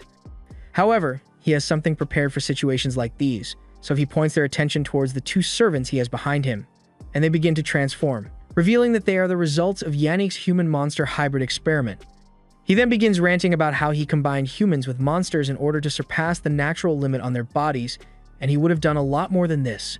But it takes a lot of human lab rats to make a stable hybrid, so he plans to gather even more humans to experiment on whenever he gets the chance. Nemamu, Gold, and Light are disgusted by Yannick's actions, but what's even more horrifying is the fact that Light actually recognizes one of them. It was the man he met in town a while back, and he regrets not being able to save him from falling victim to Yannick's twisted experiments. But there's nothing he can do to save him now, so Light asks Nemamu and Gold to put the monster out of their misery. Nemamu and Gold effortlessly slice through the hybrids' bodies to put an end to their suffering, but Yannick still has that smug look on his face and tells them they haven't won yet. He designed the monsters to be able to regenerate from any damage they take, so they are going to have to do a lot more than that if they want to kill the hybrids. Light is starting to get a little concerned about Nemamu and Gold, but he doesn't have any time to go check on them because Kaido keeps spamming sword blasts. Nemamu and Gold try slashing at the hybrids a few more times, and no matter what they do, the monsters keep regenerating, and Yannick is calling them fools for thinking they could defeat his creations. Nemamu and Gold are getting sick of listening to Yannick's constant prattling, and they don't want to prolong the suffering of the unfortunate humans, so they decide to use their special moves to end their suffering quickly. They both coat their weapons in mana and slash at the hybrids, and Yannick begins mocking them again because he believes they stand no chance of killing his monsters. But then he realizes the hybrids aren't getting back up, and they look pretty dead to me. He begins panicking because he can't believe all the fruits of his research could be erased so easily, but while he's standing over the ashes of his victims, Nemamu comes up from behind and kicks him in the nuts to make sure she doesn't have to listen to any more of his nonsense. As for Light, he has been overwhelming Kaido with his magic for a while now, and every time an attack comes close to hitting him, Kaido gets a look of sheer terror on his face, and Light finds this amusing since Kaido was acting all high and mighty a moment ago. Kaido refuses to let a worthless human look down on him, so he gets back up and activates the Holy Sword's ultimate form, enchanting the blade with multiple types of magic and extending his effective attack range. Light is somewhat impressed since the sword seems incredibly versatile, but as cool as it looks, Kaido's aim is garbage, so he can't hit Light at all. He starts whining that Light is a coward for dodging the attacks, and says Light would be dead meat if he could land a hit on him. That's kind of the whole point of dodging attacks in the first place, but Light decides to humor Kaido a little, so he stands perfectly still and tells him to take his best shot. Kaido thinks Light must have gone crazy, but there's no way he's passing up this opportunity, so he raises his sword and leaps into the air to land a clean strike on Light. But while the sword strike definitely connected, it didn't actually do much. Kaido can't believe what just happened because it should be impossible for a human to tank a direct hit from Grandius, and just to make sure the difference in strength is clear, Light tells Kaido he can keep trying if he wants. Kaido takes swing after swing at Light, and every single attack does absolutely zero damage, until Light eventually gets sick of being hit and shatters Grandius's enchantment. He then gut checks Kaido and sends him flying with a punch to the face. By the time Kaido finally stops rolling on the ground, his face is messed up, and Light stands over him menacingly. He says he has a lot of questions for Kaido, so he won't kill him yet, at least not until he has suffered pain several times worse than what he put all his victims through. Kaido can tell that Light isn't bluffing, and there's no way he can fight his way out of this situation, so he resorts to begging for his life. He tells Light that he is from the Elven Nation, and he was once next in line to become captain of the White Knights, so he will give Light whatever information he wants as long as he has mercy. Kaido looks really pathetic right now, and the sight of his face really pisses Light off because he was calling himself a legendary hero before, yet he is giving up so easily. A hero is meant to fight to the bitter end for what they believe in, even when the odds aren't in their favor, but as arrogant as he is, Kaido couldn't even do that. If anything, Elio, Gimra, and Wardy are the real heroes here, because they stood up to Kaido and Yannick to protect Mira, even though they knew they stood no chance. Light apologizes to the corpses of Gimra and Wardy for not being able to save them, but he says he will do everything in his power to make sure Elio survives, so they will be heading back to the Abyss immediately. Just then, Kaido speaks up and asks what's going to happen to him, so Light says he is going to take him and Yannick back home as well because he has a lot of questions he wants answered. A moment later, Light activates his teleportation magic, and by the time Kaido and Yannick open their eyes, they are shocked to find themselves in a completely different area. Yannick can't believe what just happened, so he asks Light where they are right now, and he is told that they are in the deepest part of the Abyss dungeon. Yannick is shocked when he learns that they were sent all the way from the dungeon in Dagas to the Abyss dungeon, but he doesn't understand what Light brought them here for. Light says this is just where he lives, but Yannick and Kaido refuse to believe that any person would be willing to live in the world's most challenging dungeon. As soon as they say this, Nemamu starts stomping on Yannick's back for daring to imply that Light is lying, and moments later, the others arrive to see what all the commotion is about. They are pleased that Light has returned to pay them a visit, but they wonder why he brought those ugly elves with him. Light explains that these two are heinous criminals who conducted horrific experiments on innocent humans, resulting in the deaths of many, including two of Light's friends, but they happen to have information on what a master is, so he decided to put off killing them for now. As soon as the girls hear what Kaido and Yannick have done, they all start staring at the two with murderous intent and talking about all the ways they plan to make them suffer for what they have done. Light expected that kind of reaction from the four of them, but he makes it clear that they aren't allowed to kill these two until they have gotten every last bit of information about masters from them, and they all agree to hold themselves back if that's what Light wants. In the meantime, Light asks Gold to take care of healing Elio, and he wants Nemamu to come with him because he plans to give Gimra and Wordy a proper funeral. He is about to turn to leave, but all of a sudden, Yannick begs him to wait and pleads with Light to reconsider punishing him because this whole thing was Kaido's fault. But Kaido says Yannick is the one to blame because he told him he would be able to help push past his physical limits as long as he helped gather research subjects. They begin arguing over whose idea this whole thing was in the first place, but Light cuts them off and asks a simple question. While they were parading themselves around like gods, killing and torturing the weak humans like worms, did they ever show mercy when they begged for their lives? Kaido and Yannick completely freeze because they know they never showed even an ounce of mercy to any of their victims, and their silence tells Light everything he needs to know. So he says they will be getting the same treatment, and there's nothing they can do about it. A little while later, Mia wakes up at the inn in Dagas, and she sees Light sitting next to her bed. So she asks him what happened since the last thing she remembers is being chased by Kaido. Light tells her that he and the others happened to find her just as the adventurer killers were about to capture her, so they brought her back to the inn so she could rest. Light also tells her that they managed to heal Elio's injuries and save his life as well, but when she asks what happened to Gimra and Wordy, he unfortunately doesn't have any good news to share. He hands her a lock of their hair and tells her that Gimra and Wordy died from their injuries before he could get there. And Mia is devastated by the news, but she is still very grateful that Light came to help, since without him, she and her brother never would have survived. Light gets up to give her some time to sort out her feelings, but he does feel a little guilty because times like this make him wonder if using his strength solely for the purpose of revenge is really the right thing to do.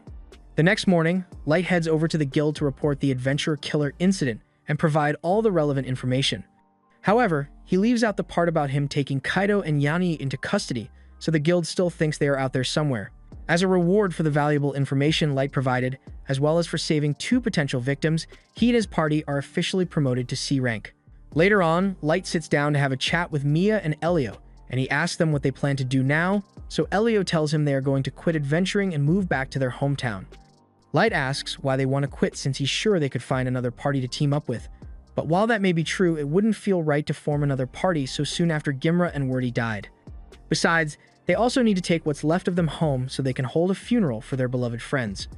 Light understands the sentiment, but he asks what Mia plans to do about her magic studies since the whole reason she became an adventurer in the first place was so she could earn enough money to attend the academy.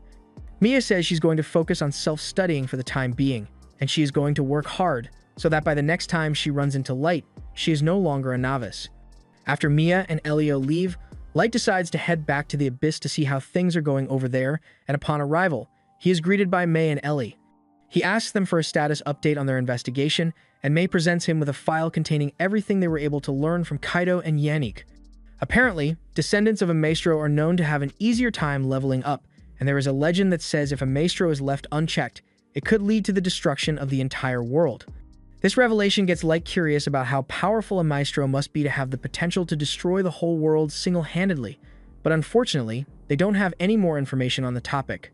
What they have learnt so far came from a conversation Kaido had with the captain of the White Knights a few years ago, and even though Ellie used her forbidden magic to extract as much of the memory as possible, it was still severely fragmented, so they couldn't learn much. Light asks what condition Yannick and Kaido are in now, so Ellie opens a portal to show him, and those two look like they've been through hell. Since there's no more information to be gotten, Light decides it's time to get rid of them, so he summons a creature called Dead Man's Banquet, and it devours Kaido and Yannick in incredibly brutal fashion. Now that that's been taken care of, he asks Ellie how things are going with her other operation. She cheerfully tells him that all preparations are complete so he can begin his revenge on Sasha whenever he wants. But first, she'd like to start by capturing the White Knights since all their members are apparently sub-maestros, and she isn't sure what they are capable of. The vice captain of the White Knights, Mikhail, also happens to be engaged to Sasha, so Ellie thinks he would make a good hostage, and Light is impressed by how well she has thought this out. Meanwhile, over in the Elf Nation, Sasha is having a good old time telling Mikhail about how she betrayed and made Light beg for his life with a pitiful expression on his face, and Mikhail seems to be enjoying the story a lot. He even wishes he could have been there to see it in person, because he was sent once on a mission to eradicate a human village, and he loved how pitiful the humans looked as they begged for their lives. The two of them are having a lot of fun talking about how much they enjoy watching humans suffer, but at the same time, Light is getting ready to repay Sasha for all the pain and suffering she inflicted on him. After her little date with Mikhail, Sasha returns home with her maid, and along the way the maid comments on how good they look as a couple. However, their path is soon blocked when a human slave drops a bunch of food on the road because an elf started whipping him for no reason, and the only thing Sasha can think of right now is how useless all humans are. It's going to take a while to move all the food out of the road, so she stares out the window in boredom while she waits, but that's when she sees a familiar silhouette walking down the alleyway. Sheer dread takes hold of her as she darts out of her carriage to make sure that wasn't really Light, but after searching the entire alley, she finds no sign of him. So she starts trying to convince herself that there's no way that could have been Light because he died years ago. However, as she turns around, she finds a note stuck to the wall telling her to come to the giant tower, and it was signed by Light, so she starts freaking out. Her maid soon comes running to check on her and finds Sasha on the ground in despair because if Light really is alive, then she's going to lose everything she gained from killing him, including all the reward money, her noble status, and even her engagement to Mikhail. Meanwhile, from a nearby rooftop, Light and Ellie watch Sasha panicking on the floor, and this is a nice start to Light's revenge, but Ellie has much worse in store for Sasha. But she's not the only one with a heavy dose of karma heading their way, because over in the White Knight camp, two of the knights, Nia and Kia, are having the time of their lives fermenting a human slave by using him as a human dartboard. And while that's going on, Sharfet over here is shoving his face deep in the chest of his human slave, and she is forced to play along because she doesn't want to end up as the next dartboard. This meeting was called to discuss the fact that after Keto disappeared with the Holy Sword Grandius, he apparently went around killing adventurers and was defeated by a human, so the higher-ups want them to go in and clean up his mess.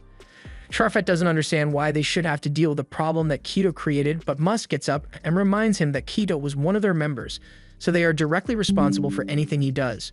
While Sharfet is still busy fraternizing, the screams of the man getting tortured are starting to annoy him, so he tells Nahia and Kaya to cut it out already and just kill him. But they refuse because they are having a lot of fun. They bought the slave with their own money, so they should have the right to do whatever they want with him, and they find it way more disturbing that Sharfet enjoys making out with humans so much. Musk tells everyone to stop arguing so much because they are White Knight, and personally, he believes that it is his duty to give humans a swift and fleeting death so they don't have to suffer through their pathetic lives, but they don't agree with his ideology at all. Throughout this whole squabble, the Knight Captain has been trying to keep his cool, but the others are really getting on his nerves now, so he tells them to be quiet, and the anger in his voice carries so much weight that it literally has all of them quaking in fear, and even give a bird a heart attack. Now that they are all quiet, he tells Nahia and Kia that it's bad form to torment their victims so much, so he tells Sharfet to put the poor guy out of his misery. Sharfet obeys the captain's command and points a finger at the man, and in an instant his head is blown clean off his body. The captain then tells Nia and Kia to get rid of the corpse, and the woman on Sharfet's lap is terrified by what just happened, but he tells her there's no need to worry because he'd never do that to her. He then says she is free to leave now, so she gets up and takes her leave, and once she's gone, the captain tells Sharfet that he is free to have whatever hobbies he chooses, but he should limit his fraternizing with humans. Elves are known for mating with human masters to create submasters, so he can't go thinning out the bloodline with his affair. However, Sharfet tells the captain there's nothing to worry about because he was never actually going to have a child with his slave in the first place. In fact, he has gotten pretty bored of her, so he was thinking of shooting her in the back later, and he invites the captain to join in on the fun, but he declines because while he doesn't like humans, he doesn't particularly enjoy torturing them either. For now, his only priority is to deal with the situation regarding Keto, because he can't let anyone embarrass their queen. Later that night, Sasha is laying in bed when all of a sudden she hears a loud noise, and when she goes to look out of her window, she finds a giant tower emerging from the forest, and the sight of it sends chills down her spine because she recalls that Light's letter told her to meet him at a tower, and this must be what it was referring to. The next morning, a slave trader is driving into town with a wagon full of human children, but all of a sudden, a rock chimera appears out of nowhere and the slave trader is terrified for his life, so he runs away, leaving the kids to their fate, but the monster doesn't actually seem interested in hurting them. A little while later, the elves in the city have started experiencing a shortage in food supply because all the trade routes are infested with monsters now. The elves think it has something to do with the giant tower that randomly appeared recently. And the nation is apparently investigating it, but they are short-handed at the moment, so they are offering adventurers good money for any information on it. Light, Gold, and Nemumu are also in the crowd of adventurers, and after a few minutes, a pair of elves notice Nemumu, and even though she's human, they think she's hot, so they walk over and try to convince her to ditch Light and join their party instead. Nemumu restrains herself and simply tells the two to get lost because Light is the only one she will ever serve, and Light tells them they had better give up while they still can. But the elves get offended that a human would dare to reject them, so one of them throws a punch. However, Light casts a lightning arrow to force him back, and as soon as everyone realizes what just happened, they recognize him and the others as the new party of humans from Dagas who are apparently extremely powerful. Knowing that they can't beat Light, the elves back off, and Light is pleased with how this turned out because news of his presence in the elf nation is bound to spread now. Meanwhile, out in the forest, a group of elf adventurers decided to take on the quest to gather information about the giant tower, but to be safe, they forced a little human girl to come with them, so they can use her as a diversion if they get attacked. After all, the only thing human slaves are good for is to act as bait, and when the girl falls to the ground because she's too exhausted to move, the elves threaten to beat her senseless until she gets back on her feet. They start complaining amongst themselves about how lazy the livestock is, but all of a sudden, one of them notices a drop of saliva land on his hand, and in the next moment his head is completely chomped off by the rock chimera. The chimera then takes a bite out of the other elves, and the little girl falls to her knees in terror because she thinks she's going to be next. But as the monster approaches and takes a whiff of her, it realizes she is a human, so it backs off and walks away. The girl breathes a sigh of relief because she thinks she is finally safe, but just then, a group of scary-looking men come out of the woods and start talking about how lucky they are to find one out here. The girl is on the brink of crying because she thinks she's about to be enslaved again, but to her surprise, the men dump a bottle of healing potion on her and start talking about getting her a set of proper clothes and some food. It turns out that they are actually part of Light's team, and they were tasked with rescuing as many human slaves as they can, so the leader of the group contacts Oyuki to organize a drop-off at the secure location. Meanwhile, up on the tower, Oyuki is hard at work, controlling all the monsters in the area to make sure they only target the elves that are harming humans when all of a sudden, Ellie comes over to check on her. She asks Oyuki how she's holding up since this is the first time she has had to control so many monsters on the surface at once, but she says she's doing fine. Still, Ellie is worried that there might be issues with the mission, or that this might all be a test from Light to see how they handle moral dilemmas, but Oyuki tells her she's overthinking it because everything has gone according to plan so far. Just then, she gets a message from the ground team, and they tell her they are ready to make the drop off. So once they arrive at the village, they leave the girl in the care of the village, so she should be safe from now on, and she is very grateful for all they have done for her. As they are returning to their base, they start talking about how awful it is that humans are being used as monster bait, and they wonder why the other races even hate humans so much in the first place, but they can't come up with any real answers. Their leader tells them there's no point in pondering it now, because they'll be leaving bright and early tomorrow morning, so they had better not be late. That night, Sasha is sitting in her room grinding her teeth over the fact that she can't get to the tower alone because there are monsters over level 1000 in there. At this rate, it won't be long before the nation officially mobilizes the White Knights, and if they make it to the tower before her, they are going to find out that she didn't actually kill Light, and she can't let that happen. So she needs to figure out a way to make it over there so she can finally finish Light off with her own hands. The next morning, the Elven Council holds a meeting to discuss what to do about the recent rise in monsters, and since they aren't fully aware of what the monsters are capable of, one of the officials suggests that they should send in their best forces before any harm befalls the citizens, and she asks the White Knight captain what he thinks about the plan. Hardy says he is aware how important it is that they keep their citizens safe, but he can't agree with such an idiotic plan. Sending the White Knights out with no clear intel would be like using a fine sword to poke through the mud, and no matter how good a sword is, it remains useless if you don't know where to strike. The Queen sides with Hardy on this matter and decided that the best course of action would be to increase the reward for information on the tower, and once they have gathered sufficient intel from the adventurers, they will dispatch the White Knights. No one can go against the Queen's orders, so the meeting is concluded, but the Chancellor seems to be holding a grudge because he thinks the only reason the Queen sided with Hardy is due to the fact that she's his mother. Later on, Hardy heads to his mother's chambers to thank her for supporting him because now he and his men won't have to go out and do the dirty work in person. His mother laughs and says she'd never let her precious son be out in any serious danger, but the mystery of the giant tower is a pressing issue, so they will need to deal with it soon. He asks if she thinks this might be the coming of another Dark Lord, but that's not necessarily what the Queen is worried about. If a Dark Lord is born, then that would mean a hero would be born from the heroes as well, and they are likely to be a master, so if that's the case, the elves are going to need to either win them over or kill them to avoid being destroyed. Speaking of which, Hardy recalls hearing about a potential master a few years back, but the Queen says the boy turned out to be regular, so he was apparently disposed of. She asks why he's so interested, but Hardy says he was just thinking about how he would have loved to be a part of that mission because he thinks all humans are pests who deserve to be eliminated. The next morning, the guild posts even more quests for information on the giant tower, and a ton of adventurers show up, including Light and the others, but while they are walking, Sasha happens to pass by and she recognizes Light's voice, so she turns around and demands that he show her his face immediately. Light tries to play it cool and tells her that he's wearing a mask to cover burn marks on his face, so he can't remove it, however. Sasha completely ignores him and smacks the mask right off his face. As much as Light really wants to crash out on Sasha right now, that would undermine the grand revenge plot he spent years preparing for. So instead, he remains calm and pulls his hood back, revealing a terrible burn all across his face. Sasha can't recognize Light's face with all the gruesome burns, and she thinks it looks so disgusting that she yells at him for tainting her eyes with such a foul sight, even though she was the one who demanded to see it. After Sasha is gone, Light reveals that he didn't actually burn himself just for the sake of keeping his identity hidden, and the marks on his face are just illusions created by the mask. He's just glad it was effective enough to trick Sasha into leaving him alone for now, but as they step into the forest, the pair of elves that Light humiliated earlier seem to still be holding a grudge against him.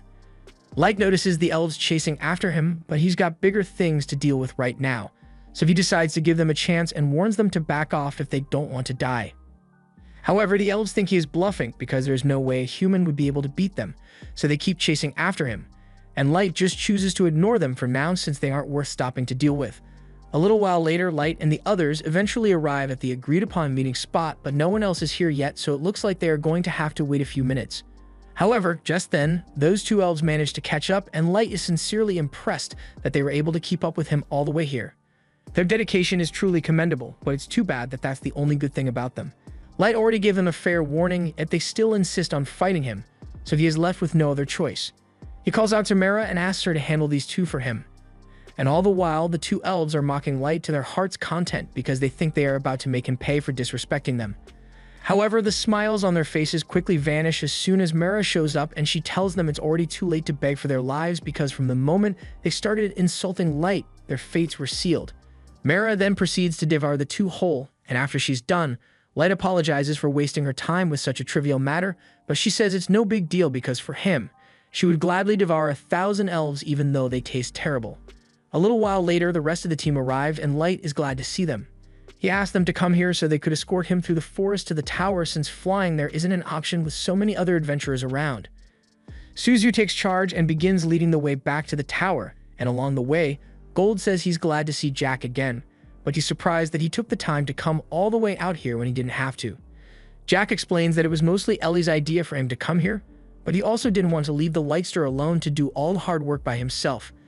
After hearing Jack call Light the Lightster, all the girls immediately become hostile towards him because of the lack of formality, but Jack thinks they are a bunch of hypocrites because for one, Light never asked them to be overly formal with him, and two, if they keep distancing themselves from Light with formalities, then he's going to end up on a lonely pedestal with nothing but servants instead of friends, and if that's what they want to happen to Light, then Jack is more than willing to throw hands to knock some sense into them. However, before a fight could break out, Light tells Jack to calm down because he doesn't want him causing a scene out here, and the same goes for the girls, so everyone falls back into line and continues walking toward the tower. The tension between them was still pretty high at first, but at the end of the day, none of them really hate each other, so things settle down pretty quickly. Though Light isn't exactly sure what Suzu over there is thinking. She suffers from extreme shyness, so she isn't able to talk to anyone other than her trusty musket lock, which is a shame since Light has a ton of questions about her. Like the fact that her summoning card listed her as androgynous, so he isn't sure if she's a girl or a boy, and he can't exactly check for himself, so he's just been going off assumptions. The group eventually arrives, and Light thinks Ellie did an amazing job creating the tower because it looks really imposing up close. The Quadruple Nines all rush down to meet Light, and now that everyone is here, Ellie opens up the entrance so she can give Light a full tour. She created this place using the information she gathered from analyzing the core of the Abyss dungeon, and it is completely reinforced, so there's no risk of any physical or magical interference from outside. She's also got her new pet dragon, which she summoned to help with the revenge plan, and as requested, she converted the top floor to a wedding venue for the grand finale. Light walks up to the throne Ellie built for him, and since everyone is here, Ellie asks Light for permission to use this opportunity to fill them all in on the details of the plan. Light has no problem with it, so she explains that Light plans to execute his revenge right as Sasha is about to marry into the royal family, but she made a few adjustments to avoid getting interrupted by any unwanted wedding crashers. This is the first time Light is hearing of this, so he asks Ellie what changes she made, and she explains that since the White Knights are renowned as the strongest warriors in the Elf Kingdom, they are bound to try intervening in Light's plans, so she made arrangements to fight and defeat them beforehand. That way, they can test their military might against the Elf Kingdom's finest, and at the same time, with the White Knights defeated, they will be able to bend the Elf Nation to their will and gather information on the Masters a lot easier. Light agrees that Ellie's additions to the plan are helpful, and additionally, once they have control over the Elf Nation, they will be able to probe into the other nations as well with this tower as their base of operations. And in order to prevent arousing suspicion, Ellie went to the liberty of creating a shadow clone of Light to carry out his adventuring duties while the real Light is busy with his revenge. Light is impressed by how much thought Ellie has put into this, and as they speak, Oyuki is controlling several monsters to lead Sasha right here. Out in the forest, we see Sasha and the party of elves she hired as guards hiding in the bushes because they know they stand no chance against the monsters in this area, and little by little as they try to evade detection, they are being directed right towards the tower. And once they arrive, they will be greeted by Ellie's new pet. As expected, Sasha soon arrives near the tower, and as soon as she sees the dragon, she freaks out and turns around because she knows there's no way she can handle a monster like that on her own. The only people who'd be able to defeat it are the White Knight, but she's hesitant to call them for help because she doesn't want them to find out that Light might still be alive. Back at the top of the tower, everyone watches Sasha leave, but Ellie is certain that she will eventually return with the White Knights in tow because she simply has no other choice here. And when she does, the White Knights will be forced to face the strongest warriors of the Abyss, and she's sure Light will find it entertaining. Later that night, Sasha calls a meeting with the Elven Council to inform them of what she encountered during her attempt to make it to the tower today. Not only were there dozens of monsters roaming around the forest that are far stronger than any ordinary elf, but she also found a dragon nesting near the tower itself, and this gets the Queen's attention because she never could have imagined that such a powerful creature would show up here. The Queen honestly finds it hard to believe, but Sasha insists that she is telling the truth. And as a matter of fact, the Chancellor happened to receive a similar report not too long ago from a human party that mentions similar things to what Sasha just told them about. And if two independent sources are saying the same thing, then it must be true. Now that they have confirmed that the information is credible, the Chancellor asks Hardy what he intends to do because with adequate information about what he will be up against, there should be no reason for him to avoid mobilizing the White Knight. Hardy is backed into a corner here, so he is forced to get up and announce that he will be leading an expedition to defeat the fearsome monsters and uncover the mystery of the tower. Later on, Sasha meets with the Chancellor to ask him for permission to join the White Knight on their mission, claiming that she simply wants to be involved in ensuring the safety of the Elf Nation, but the Chancellor tells her there's no need to plead so much because he had already intended to send her on the mission. After all, such a noble act would do wonders for her image after she gets married to Mikhail, but he does have one condition. He insists that Sasha borrow an artifact from her father's collection since otherwise she'd be nothing but a hindrance to the White Knight. Sasha agrees, so later that night, she meets with her father to ask for a favor, and the next morning, she heads out to meet the White Knights at the edge of the forest. Most of the White Knights don't understand why they need to bring Sasha along on a mission like this, but Mikhail assures them that she is strong enough to handle herself, and even if something does go wrong, he will be there to protect her. Ninja and Kaya think that the only reason Sasha was allowed to join the mission was because the Chancellor is really close to Mikhail. But it's not like she's totally useless, since she's the only one who knows exactly how to get to the tower, so they need her to lead the way. Back at the tower, Light is watching as Sasha and the White Knights close in on the tower, and he is practically shaking with excitement at the thought of finally being able to exact revenge on her, and he can't wait to see what kind of twisted face she makes when she sees him. As Sasha and the Knights make their way through the forest, they ask her if she's sure she knows where she's going, and she assures them that she's absolutely certain this is the right way because she left marks on the trees last time she came through here. In fact, she sees one of the marks up ahead, but as she runs over to inspect it, she accidentally trips over a few roots and nearly falls. However, Mikhail catches her in time and he tells her that while he understands that she is eager to make it to the castle, he would hate to see her get hurt out here, so she needs to be careful. They eventually arrive at the tower and it's every bit as impressive as they thought it would be. Mikhail congratulates Sasha for doing such a good job leading them here, but all of a sudden, the doors to the tower open up and a bunch of rock monsters emerge. The White Knights could probably chip away at their numbers right now, but Hardy thinks it's too risky, so he tells them to wait for the diversion they paid those adventurers to create. A little while later, a bunch of fireworks are launched in the forest, alerting the monsters and causing them to run off to find whatever caused it. Now, the only monster left to deal with should be the dragon somewhere inside, so Hardy tells everyone that they will be heading inside soon and casts his signature silence spell. The spell is special because it eliminates all sound within range, creating a zone of complete silence and allowing them to move without being detected. However, as they are running, they suddenly end up falling into a teleportation trap, and in the next moment, all of them are split up into different rooms of the tower. Sasha and Mikhail realize they must be somewhere else in the tower, so Mikhail tells her to stay behind him in case something happens as they make their way up. But little do they know that they are heading right into Light's trap, and the second those doors open, it will all begin. Meanwhile, Kia and Hia are also lost in the tower, so they decide to try looking for the others so they can regroup as soon as possible. However, all of a sudden, they hear the sound of footsteps approaching, and it turns out to be Ice Hot and Mara. They are both arguing over who gets to take care of the prey first, and after hearing those two call them prey, Nahia and Kaya become greatly offended. They ask the two who they think they are, and Mara responds saying they are their opponents, though she doesn't think this is going to be much of a battle since Nia and Kia are nowhere near strong enough to pose a threat to them. Hearing this really sets the twins off because they refuse to be looked down upon by a pair of insignificant humans, so they begin dashing around the room and declare that they will slice off all of their limbs and turn them into toys, all while Mara and Ice Hot watch in amusement. Elsewhere in the tower, Sharfet is all alone and he is really disappointed in himself for failing to spot that teleportation trap before it activated. He has no idea where he is, but he can sense someone watching him from around the corner, so he yells for them to get out here and talk to him face to face already. Moments later, Suzu steps out from behind a pillar and Sharfet is immediately smitten by how cute she is, so he starts asking what her name is, but Suzu is really creeped out by his behavior. Locke, her rifle, suddenly speaks up and tells Sharfet that Suzu won't respond because she doesn't talk much and she's not interested, and they didn't come here to have a friendly chat either. Sharfet is amazed because it's rare to see a talking weapon, but he thinks it's really bad luck that he has to fight them because he'd much rather fight Suzu in bed, but Suzu says he really isn't her type. Sharfet remains persistent and asks what her type is, so Suzu begins describing her ideal man. But Locke points out that her description matches Light exactly, and to put it bluntly, she has no chance of winning Light over romantically.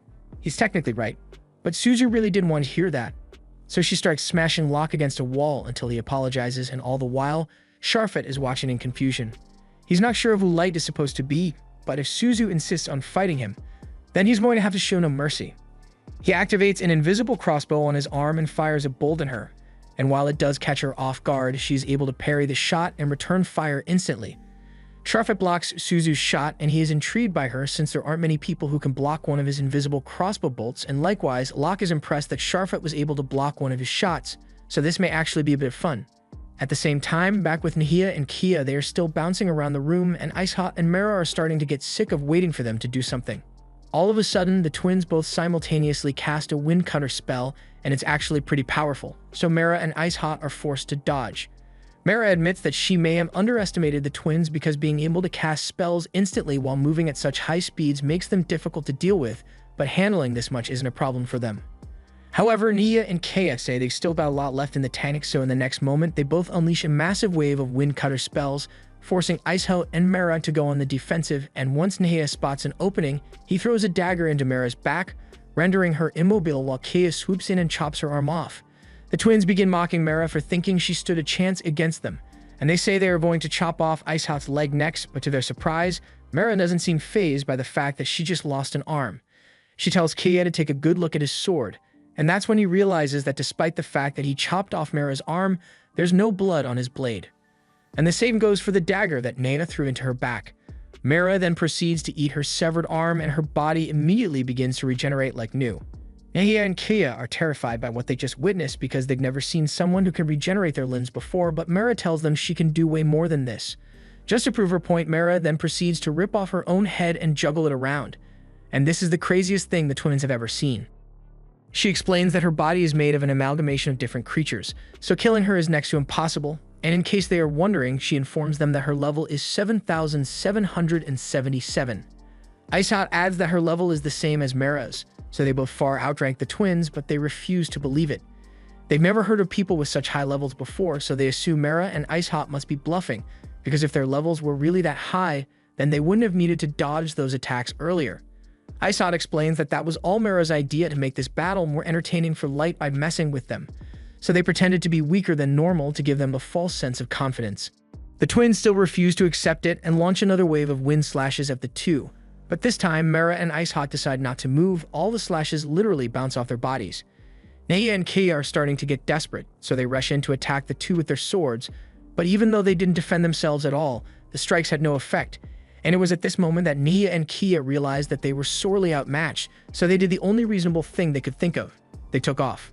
Ice Hot refuses to let them get away, so she prepares to attack, and Mara forms a shield to protect herself so she doesn't get caught in the crossfire. Meanwhile, Sharfet is still fighting Suzu, and so far she's been doing nothing but dodging his attacks, so he begins provoking her on to fight back. At one point, he corners her with a large barrage of shots, but she manages to come out unscathed, which really impresses him, so he asks her once again to become his girlfriend. After all, whoever this light guy she likes is, there's no way a loser like that is good enough for her. However, saying that was the biggest mistake of his life because till now, Suzu had just been treating him as a mild annoyance, but as soon as those words left Sharfet's mouth, she had nothing but murderous intent aimed towards him. Back with Nia and Kia, they've just run into a wall in their attempt to flee, so Kia suggests they should run along it since it will eventually lead them to an exit. However, all of a sudden, they are hit with a sudden heat wave, and realize it must be coming from Ice Hot. At this rate, they'll be burnt to death if they don't do something quickly, so they both agree to work together to create an ice wall. However, immediately after the ice wall is created, it begins to melt under the intense heat, so they are forced to continue casting it over and over until their mana eventually isn't enough to keep up and their bodies begin to burn up. And the crazy part is that Ice Hot hasn't even launched her attack yet, so all that heat was generated just by her charging up her attack. Back on Sharfet's end, he is currently learning firsthand why it's a bad idea to make Suzu angry. She fires countless bullets and has them all locked onto Sharfet, so he is forced to run for his life. He tries countering them with his crossbow, and actually might have been able to put up a good fight against Suzu at max power, but unfortunately for him, each one of her bullets inflicts status elements when it lands, so when the first one hits, he receives the confusion status effect, and from there, he was no longer able to counter her bullets, so he was Swiss cheese shortly thereafter. Kay and Nia are also in terrible shape, but they are still alive thanks to one of the enchantments that Ellie placed on the tower. It automatically limits damage to make sure no one dies prematurely, and it's a good thing too, because without it, these two would be nothing but a pile of ash by now. The two of them are barely able to speak now, but they start begging for mercy. And Mara finds this hilarious because from the information they gathered on them, they always enjoyed tormenting human slaves mercilessly for no reason. She lets them know that mercy is a luxury they won't be provided with because she has orders from Light to interrogate them for information while inflicting as much pain and torment as possible. So they've got a lot of suffering ahead of them. The two try pleading with her not to do this, but before they could even finish speaking, she suddenly forces two eels down their throats to begin their torture. Over on Suzu's end, Sharfet is barely able to move as a result of all the negative status effects she inflicted upon him. But Suzu is still pissed, so she walks up to him and starts stomping on his face. Locke pleads with her to calm down because they have strict orders not to kill Sharfet, plus with her current position, he can definitely see her underwear right now. That last statement snaps Suzu out of her blind fury due to embarrassment, and she now realizes she went way too far. She begins tearing up because she thinks Light is going to be mad at her for ignoring his instructions, but as Light is watching from his throne room, he's not mad, he's just disappointed that the fight ended so early. He is curious about how things are going for Sasha and Mikhail, but he doesn't want to check in on them with the screen because he wants to savor the moment they come through those doors. The two of them have been walking through this hallway for a long time now, and Mikhail is starting to get the feeling that they are being led somewhere. But the only thing on Sasha's mind is finding Light as soon as possible, so she can kill him before anyone else finds out he is alive. Meanwhile, Must is still wandering through the tower before he eventually runs into Jack. Jack apologizes for taking so long to get here, but he's really not interested in the whole holding back gimmick the others are going for, so he straight up tells Must that he is over level 7,000, and it would be in his best interest to surrender before he gets hurt. Must refuses to believe such an outlandish claim because even the captain is only level 3,000, so Jack must be bluffing. Jack doesn't really care if Must believes him or not, but he really doesn't like picking on weaklings, so he plans to make this quick. Must is enraged by the fact that Jack just called him a weakling, so he readies his axe and prepares to strike him down. However, Jack effortlessly swats the axe away and mocks him for being too slow. Must can't believe what just happened, but he refuses to give up and charges back in to attack some more. Yet again, Jack swats away each and every one of Must's attacks, and then he flicks his finger, sending Must straight into one of the pillars. Must has finally realized that Jack far outclasses him in strength, but he still can't grasp the idea of a person over level 7,000 because he didn't know something like that even existed. Still, he refuses to let this be the end up from because he still has so many people to save. But speaking of saving people, Jack has heard all about what Must considers as saving. In his mind, humans are nothing but insects that plague elf kind, so he has deemed it his duty to exterminate them all to save them from their unfulfilling existences. He refuses to let Jack get in his way, so he calls upon his weapon's ability and offers up part of his life force for a power boost. He knows Jack is way stronger than him, so he tells the halberd to shorten his life as much as necessary. And as much as Jack hates Must's ideology, he respects him for having the guts to go all out like this to win, so he decides to do the same. Must brings his axe down on Jack, but to his horror, Jack is once again able to block it easily, and this time his hand is turned black. Jack then shifts into his ultimate form and tells Must that his attack wasn't bad, but he's way out of his league here, so he never stood a chance of winning. After that, Jack punches Must straight in the face, sending him flying into a pillar, and normally, Must would have died from that, but thanks to Ellie's enchantment, his head is still in one piece, so Jack has officially completed his mission. That leaves Hardy as the last White Knight to deal with, and he is up against Mizuna, so this isn't going to end well for him. Mizuna announces that she is the strongest person here, and her master wanted to see how her strength would measure up against the strongest elf, which is why she was told to come fight him. Hardy doesn't think Mizuna is a serious threat, so he tries aura farming a bit and just stands there while ignoring her. Aura farming aside, he can tell that Mizuna isn't bluffing about being strong, and by proxy, that means whoever her master is must be even stronger. But that doesn't matter to him, because he believes he is the pinnacle of strength, so no one could possibly measure up to him in terms of power. He draws his sword and stands there for a few moments, analyzing Mizuna's stance and defenses, but she didn't come here to spend time thinking about attack strategies, so when she gets bored of waiting, she makes the first move and launches a strike so powerful that it blows out a section of the tower wall. Hardy couldn't react to the strike at all, so his sword was cut clean in half, and his body sustained critical damage. Izumi is confused because she didn't think the fight would end so soon, but Hardy is out cold and he's not waking up anytime soon. Just then, Ellie starts yelling at Mizuna over the comms network because she went and destroyed part of the tower for no reason. It can be fixed automatically, but it costs Ellie a tremendous amount of mana to keep this place maintained, so she doesn't like Mizuna causing unnecessary collateral damage. Mizuna apologizes for her mistake, but all of a sudden she hears some sound coming from Hardy's body, and it turns out that he's casting a healing spell on himself. A few moments later, Hardy has been healed enough for him to get back on his feet, and Mizuna isn't sure what she should do because she didn't expect him to be able to recover from her earlier attack. Ellie explains to Mizuna that the only reason Hardy wasn't cut in half earlier is because of the barrier that she put around the tower, so none of the elves can really die within its area of effect. That said, Mizuna is just going to have to subdue Hardy again, but Ellie reminds her to hold back so she doesn't end up destroying the walls again. Mizuna promises to be more careful, and as Hardy gets back on his feet, he apologizes for underestimating Mizuna's strength earlier, but now that he knows she is a formidable opponent, he says he won't make the same mistake again. He immediately activates his silent barrier, but what most don't know is that the barrier actually drains stats from Hardy's opponents and transfers those stats to him. Furthermore, he is able to create an invisible blade that most opponents cannot even perceive, so with his stats gradually increasing and a weapon in hand with immeasurable reach, he wonders how Mizuna plans to respond. To his surprise, he sees Mizuna put her sword away and square up against him, which seems like an odd approach when facing an opponent with an invisible sword, but he's not going to let his guard down. However, in the end, it didn't matter that he kept his guard up because Mizuna was able to perception blitz and punch him so hard that he gets sent flying into the wall. Mizuna is really happy because she managed to hold back enough to keep the wall in one piece, but Ellie is still mad because fixing a cracked wall costs just as much mana as a broken one. Mizuna says she's trying her best out here and she doesn't think it's fair that Ellie is nitpicking every little detail, but Ellie's the one whose mana pool is tied to the tower, so she has every right to be mad. For the sake of peace, Light asks Ellie to cut Mizuna some slack, and since Light is the one insisting, she agrees to let it go for now. She tells Mizuna to just hurry up and bring Hardy to the first floor, and then she cuts the transmission. Light asks Ellie if the mana burden is really too much for her, but she says she's fine. Although, losing large amounts of mana all at once does make her dizzy. So when Azuna broke those walls, her knees nearly gave out. Just then, Oyuki informs Light that the guests have arrived at the door, and that means the main event will be starting soon, so he instructs the others to be on their best behavior. Meanwhile, outside the door, Sasha and Mikhail are standing there, and they both realize that there must be someone waiting for them in there.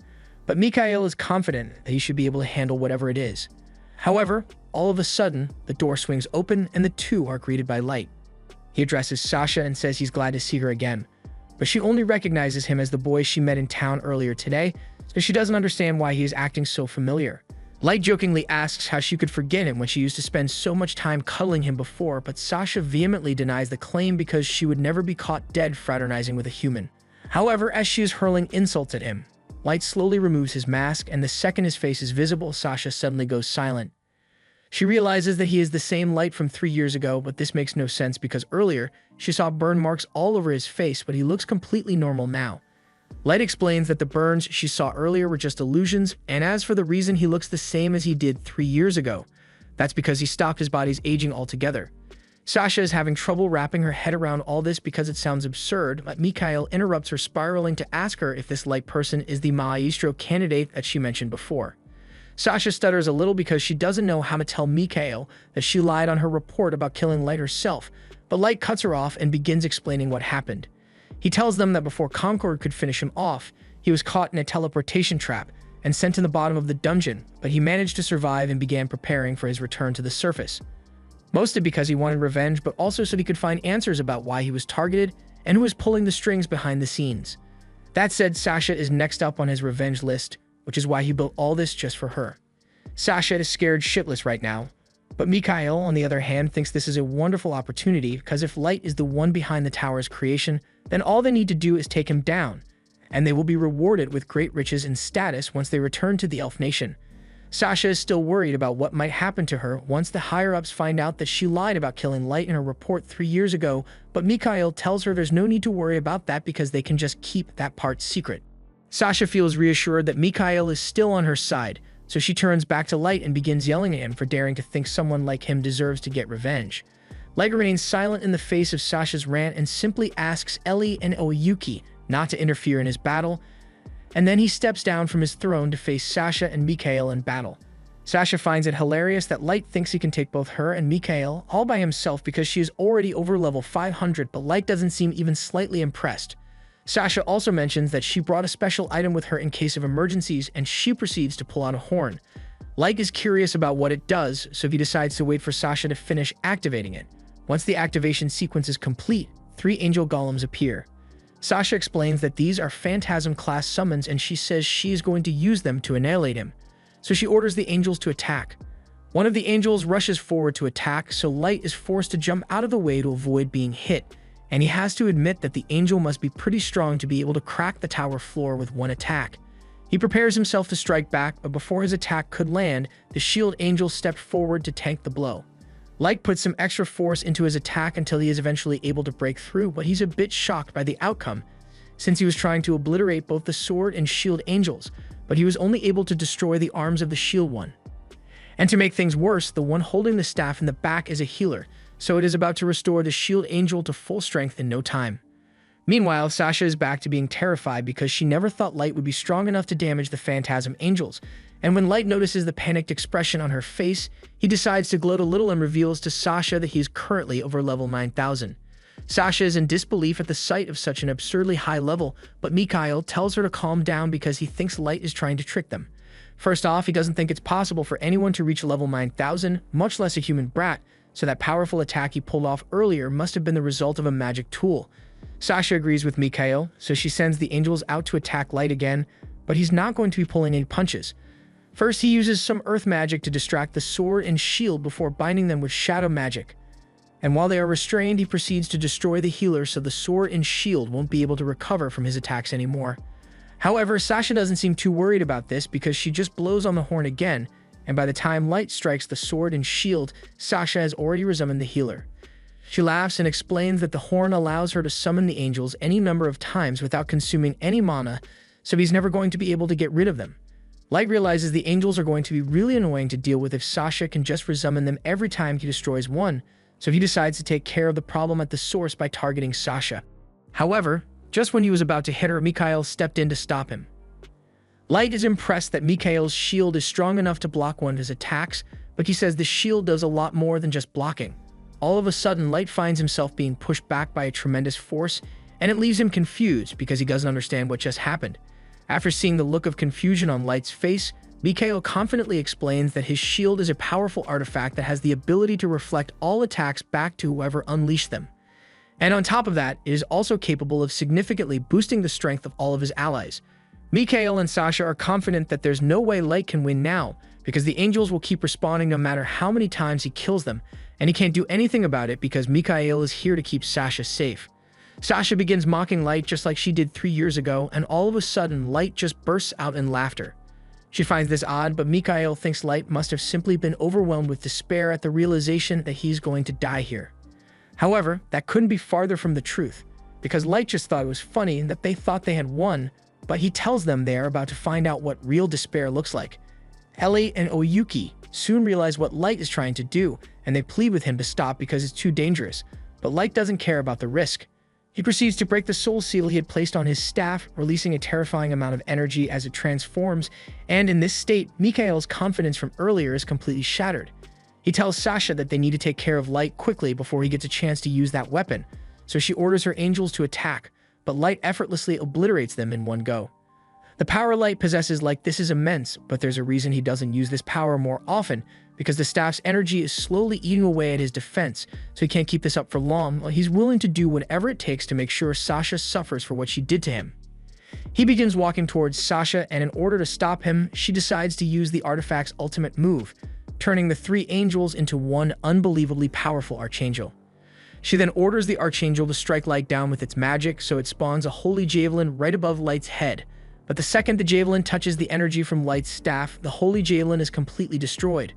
Sasha is really starting to panic now, so she orders the archangel to attack Light again at full power, but none of the javelins have any effect on him, and Light is absolutely loving the look of pure terror on Sasha's face as he approaches.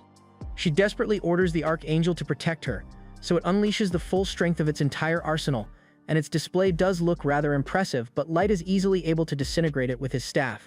Mikhail tells Sasha to hurry up and resummon the angel because it's the only thing that can stall Light, but when she tries blowing on the horn again, for some reason it doesn't work.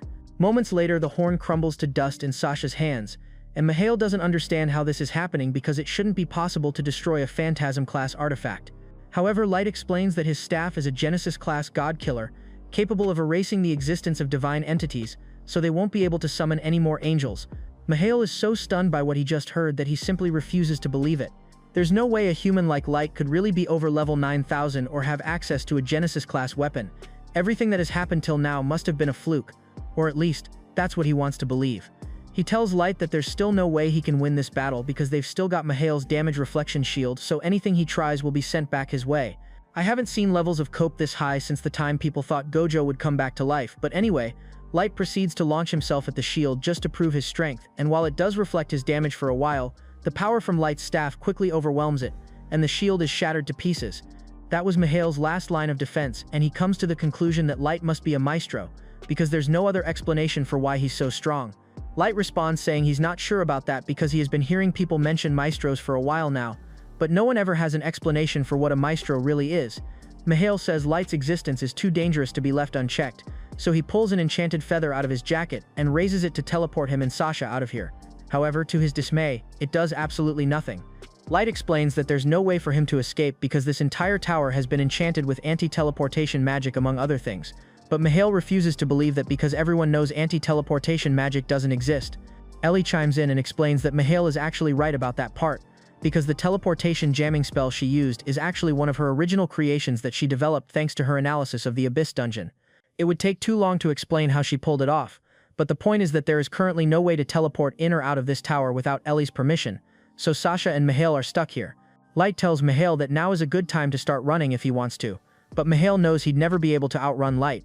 That said, he believes that there's still hope because Captain Hardy is somewhere in this tower, and he alone is above level 3000, so he should be coming to save them any minute now. Light finds it hilarious that Mikhail really thinks the other White Knights are going to come save him, so he orders everyone outside to come in with their prisoners, and to Mikhail and Sasha's horror, they see Light's subordinates walk in with the White Knight members, all of whom are badly injured and one finger prick away from death. They all drop the knights on the floor and Light thanks them for a job well done, but then Jack notices that Light took the seal off his staff, and while he may seem pretty calm, his hand is actively being burned by the staff. Light tells them they don't have to worry about it because this was his choice, and he is capable of handling the staff's backlash for as long as it takes.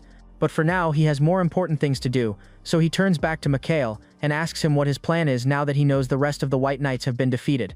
There's officially no hope left for Mikhail, so he becomes desperate and tries to negotiate with Light to secure his safety. He offers to team up with Light and help him take over the Elf Queendom, but Light says he has no interest in ruling this awful nation. The only reason he's here is to execute his revenge and find out the truth behind the whole Maestro thing, so there's nothing Mikhail has to offer. In that case, since Light is only interested in getting revenge, Mikhail asks to be released because the one he wants revenge against is Sasha, and Mikhail was neither part of the party that attempted to kill Light, nor does he know why they were ordered to do so. Sasha can't believe Mikhail is throwing her under the bus like this, but he yells at her to leave him out of her mess because he didn't sign up for this, and just to add insult to injury, he tells Sasha that he never really liked her. He was just going along with the engagement so he could raise his status, and he has always thought of her as nothing more than a foolish commoner with delusions of grandeur. Hearing him say all that literally breaks Sasha's heart because she genuinely loved Mikhail, and she thought he loved her back, and Light did come here for revenge, but watching this train wreck is starting to get really uncomfortable. Light interrupts and tells Mikhail that he doesn't really intend to lay a finger on him, but he can't make any promises for Ellie on the other hand. Light gives her permission to do whatever she wants, and Ellie is relieved because it took every ounce of restraint in her body to keep her from disobeying Light's orders and killing these two after all the shit they were talking earlier. That said, she makes it clear that she's going to make their deaths as long and agonizingly painful as possible. Mikhail immediately turns on his heel and starts running for the front door, but Ellie expected him to try to escape, so she casts a thorn binding spell and has several vines grab him before he could make it out. This spell is so strong that even she would have a hard time breaking out if it were used against her, so there's no way Mikhail will be able to escape, and now that he's restrained, she says she's going to start things off by taking a look at his memories. Mikhail groans in agony as Ellie begins sifting through his memories, and Light tells Sasha to watch closely because once Ellie is done with Mikhail, she's next. Sasha is terrified by the thought of being tortured like that, so she tries to gain some sympathy from Light by reminding him of how close they used to be back when he was a part of Concord. However, that was one of the worst things she could have possibly said because the main reason for Light's revenge plan is because he genuinely thought Sasha cared about him, yet he was betrayed in the end, and he remembers every painful detail of Sasha's laughter as he suffered. Sasha insists that it wasn't her fault, and she was just following orders, but that's hard to believe when she clearly looked like she was having fun back then. Sasha then offers to get intimate with Light if he spares her life, but that's crossing the line, and Aoyuki can no longer hold back her anger. Not only did Sasha betray Light, but she also refuses to admit her wrongdoing, and continues to disrespect Light by thinking he's a simpleton who can be won over if she offers her body. She says she's going to let her beasts eat Sasha alive, then revive her corpse so she can suffer through the pain all over again. Before Aoki could do anything, Light tells her to calm down because he's the only one who gets to decide Sasha's fate. Aoki backs off, and Light reassures Sasha that he doesn't plan to kill her, at least not until he has learned the truth about this whole situation and figured out the best way to use his power to change the world. But until then, she will be kept alive while she suffers the worst pain imaginable alongside Garo. He then walks away to leave Sasha to her fate, but before he leaves, he pulls out the arrow Sasha shot at him 3 years ago and launches it into her leg as payback. After that, Mara steps up to execute the punishment Light gave Sasha, and dozens of bugs begin crawling all over and into Sasha's body. Light has finally gotten his revenge on Sasha, but it came at a heavy cost because his staff has eaten away at a lot of his HP, and he collapses from exhaustion moments later. However, before he passes out, he manages to reseal his staff's power and the others rush over to help him. Light is later taken back to the Abyss, but even with the best healing magic at their disposal, Ellie isn't sure Light is going to be okay.